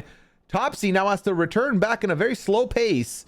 We'll be looking for Brevich to hit a little push, and Brevich delivers, allowing Topsy to finish. Brevich with the ultimate sacrifice, and Brevich might be out of the top 10 off of that act of kindness. Nope, Brevich ends up in 7th, which is still a placement. We take it. Kalita stealing a spot here. And Hannah with the 10th place finish. Oh my god, my marbles goddamn was doing so well. What happened? Anyway, GG's everybody.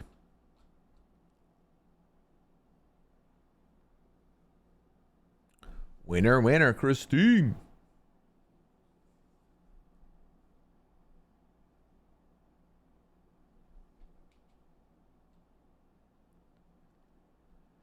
All right, Mandy. No mean to give you panic, but you doofed. Oh, so that I. Fuck me. All right, it's fine. GG's, everybody. All right, there we go. There we got points on the board here. Okay, we got actually a lot of people got points. If you can look at it all the way here, I think about half the people got some semblance of points here. Can Russ have my points? That's not how that works, Kalita. That's not how that works. All right. So a reminder, first place will get a VIP badge guaranteed. 27th place will get a VIP badge guaranteed. The last VIP badge will be dished out in a final race that will custom run between second and third place. Those two are Borgie and Christine, who just won the last race to get in here with Devi as the VIP of the day. All right, and the other thing is the wager can be dished out because I didn't make top 20, so L's for me in chat. Danny Becker had the same points as second and third place. Can I give my 7th place points to Pooya? You wish, Brevich. I know you would love to, and I would have loved to take them, but unfortunately, you cannot. I'm going to call an audible here. I'm going to also put Danny in the race alongside Borgie 12 and Christine 1422 because they got the same points. So I'm going to put 3 people in that final race for one finish. Just going to write the names down quick so that I can remember to write them down in later. There we go. And then, who got 27th? Who's the other VIP badge? I got you, Danny. Fair is fair. All right. Brevich, so close. 27th place is Steph. Congratulations on the VIP badge, Stephaba. Remember, this is the coveted 27th spot because on the 27th of June this month, I will be streaming a Stream Does Not End series featuring vaudeville. Stream does not end until we solve vaudeville, damn it. Could be 6 hours, 7 hours, 8 hours, 1 hour, 30 minutes. Depends how good of a detective I am, and sometimes it can be shit. So there you go. All right, but let's scroll down and see how poorly I did, chat, shall we? 43rd. Yikes. Ugh, I got Dwight's season? Boo. I knew he was a bad omen for me. Anyway, we scroll further down. Puzzles, unfortunately, finishes in last place, but yeah, we got 77 individual people. And what's funny is, Scally, had we been running the original wagers of 69th place gets a VIP badge, Scally, you would have had a VIP badge, but we were not, and you do not. So I believe that's what we call an unlucky, but it's a nice all the same. You know what I mean? Yeah, enjoy your VIP badges, chat, because they will be gone by dawn. However, one more thing to do here, and that's we're going to run a custom 1 race. A custom 1 race. Oh, I got to do the thingy, right? Settings, not settings. Hold on. I forgot how to do this now. Customize? No. No. Oh, I remember now. You know what? It's this. It's this. Then you scroll. You do these settings, right? There we go. And then you do you custom names, add names. We delete all the options from last time. We change this to Christine 1422, right? Yep, nailed it. That's 1. Second one is going to be Borgie 12. Third one is going to be Danny _Becker_. One of these three will be getting the final VIP badge of the night. And it's going to be a community map, and it's going to be selected at random. And we're going to make it 3 bots, which means the 3 names I picked out. This is only a race for 2nd, 3rd, and 4th place. One of them will be getting the VIP badge. Can we wager on this? Listen, if y'all want to wager on this, I'm down, but I want to see what y'all think. We can run a wager for this. One person takes all. Good luck, other 2. There we go. You know what's funny? I think Christine's in the best spot because Christine gets the running start almost. Okay, that's too much pressure on the chatter. Let's just do it for the badge. Sounds good, Mandy. Let's do that. Good luck. Here we go. Borgie in the lead. Christine making up a lot of that spot already. Imagine all 3 dump them. What do we do? What do we do then? Christine had a very unfortunate start with the back marble, but I feel like Christina's already caught up here and has really made up for it. Made up for the lost time, so to speak. Christina's now taking over Danny Becker. Borgie going that way. Christine goes the same way and ends up getting pushed to the other side. Christine takes the other side. Danny and Borgie on this side. I wonder which one's faster, if any. Maybe they're both the same. Who knows? All doomed for everyone but them get VIPs? Okay. Well, we're going to dish out like 800 VIPs. 70 VIP badges. We'll be here all night. All right. Then we got Borgie and Danny. Slowly but surely going up here. Christine on the other side. It's saying Christine is first, allegedly. But now Borgie's first. So who's first? Who knows? All right, Borgie is in the loopty already. Christine is joining in the loopty. Yeah, Borgie has a bit of a lead here. Danny in 3rd place. Oh, this is a big equalizer potentially because getting through that middle hole could be trouble. All right, right as we went to switch over, I believe Borgie made it through the hole. Borgie zooming through. This might be Borgie's to lose. Although Borgie's not taking the shortcut, going slow and slow here. Christine going a little bit faster on the other side by the looks of things, but Christine had some time to make up, whereas Borgie's already here. Oh, Borgie hits the goalpost a little bit there and pauses. Christine also hits the same goalpost, so they're having eerily similar experiences right now. Borgie now in the disc already. Christine joining the disc. That'll be huge if Christine got in the disc already. Nope, Christine has to wait for the disc to help through. And Danny now joins in the puck in the disc. There we go. They're all in the discs. Borgie gets launched out of the disc and is now in the next phase of the race.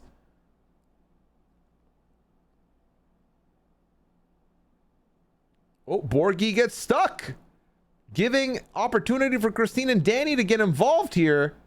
And it's a very unfortunate stuckage too. Oh, Christine stuck in the exact same spot, unfortunately for Christine.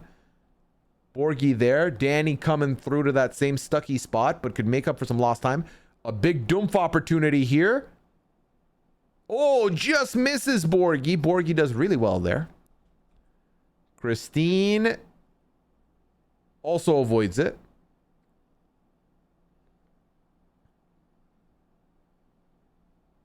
Oh my God, Borgie's out. Oh, that was nuts. Is Christine about to get the bomb? Christine's out. That opens the door for Danny. Being late. Not my Borgie-licious. It's a classic tortoise and the hare. Although I will say there could be bombs on the rest of the map still. There could be a bomb here. Although maybe you got lucky. I don't see a bomb. I see more bombs on that track. Danny Becker has won the race. Wow. Wow. What a time. The ultimate underdog story, chat. Danny Becker, nearly out of the race, but because of the tied points rule, gets put into the finals. Starts off in a very favorable spot. Christine has to claw back to get second. Danny spends the remainder of the race on the back foot. All the way until the end where a couple of bombs took a couple of people out. Feeling like Chris Underwood right now. You did pull up 13 days into the game. There we go, chat. There we go. Wow. That was exciting, though. I liked... Shout out to y'all for that suggestion. I thought it was a very fun way to decide the ending, chat. All right. GG's, everybody. Hope y'all had fun. Okay, chat. This was a great stream. Fun times were had by all. However, we are at the end of the stream. If you enjoyed, hope you sleep well. Thank you for hanging out with me. Thank you for supporting the stream. Thank you for being a part of this community. The VIP badge is a way to show appreciation in the chat, but also low-key, it does, like, as in addition to being a present, is also kind of a who was here late night with us. It's kind of gives me that information as well, which is nice. So I do appreciate y'all for hanging out the whole way through. So thank you for that. Appreciate it. I'll be back tomorrow for a Blood on the Clock Tower. So check me out over there. Big chillin', vibing, hanging out.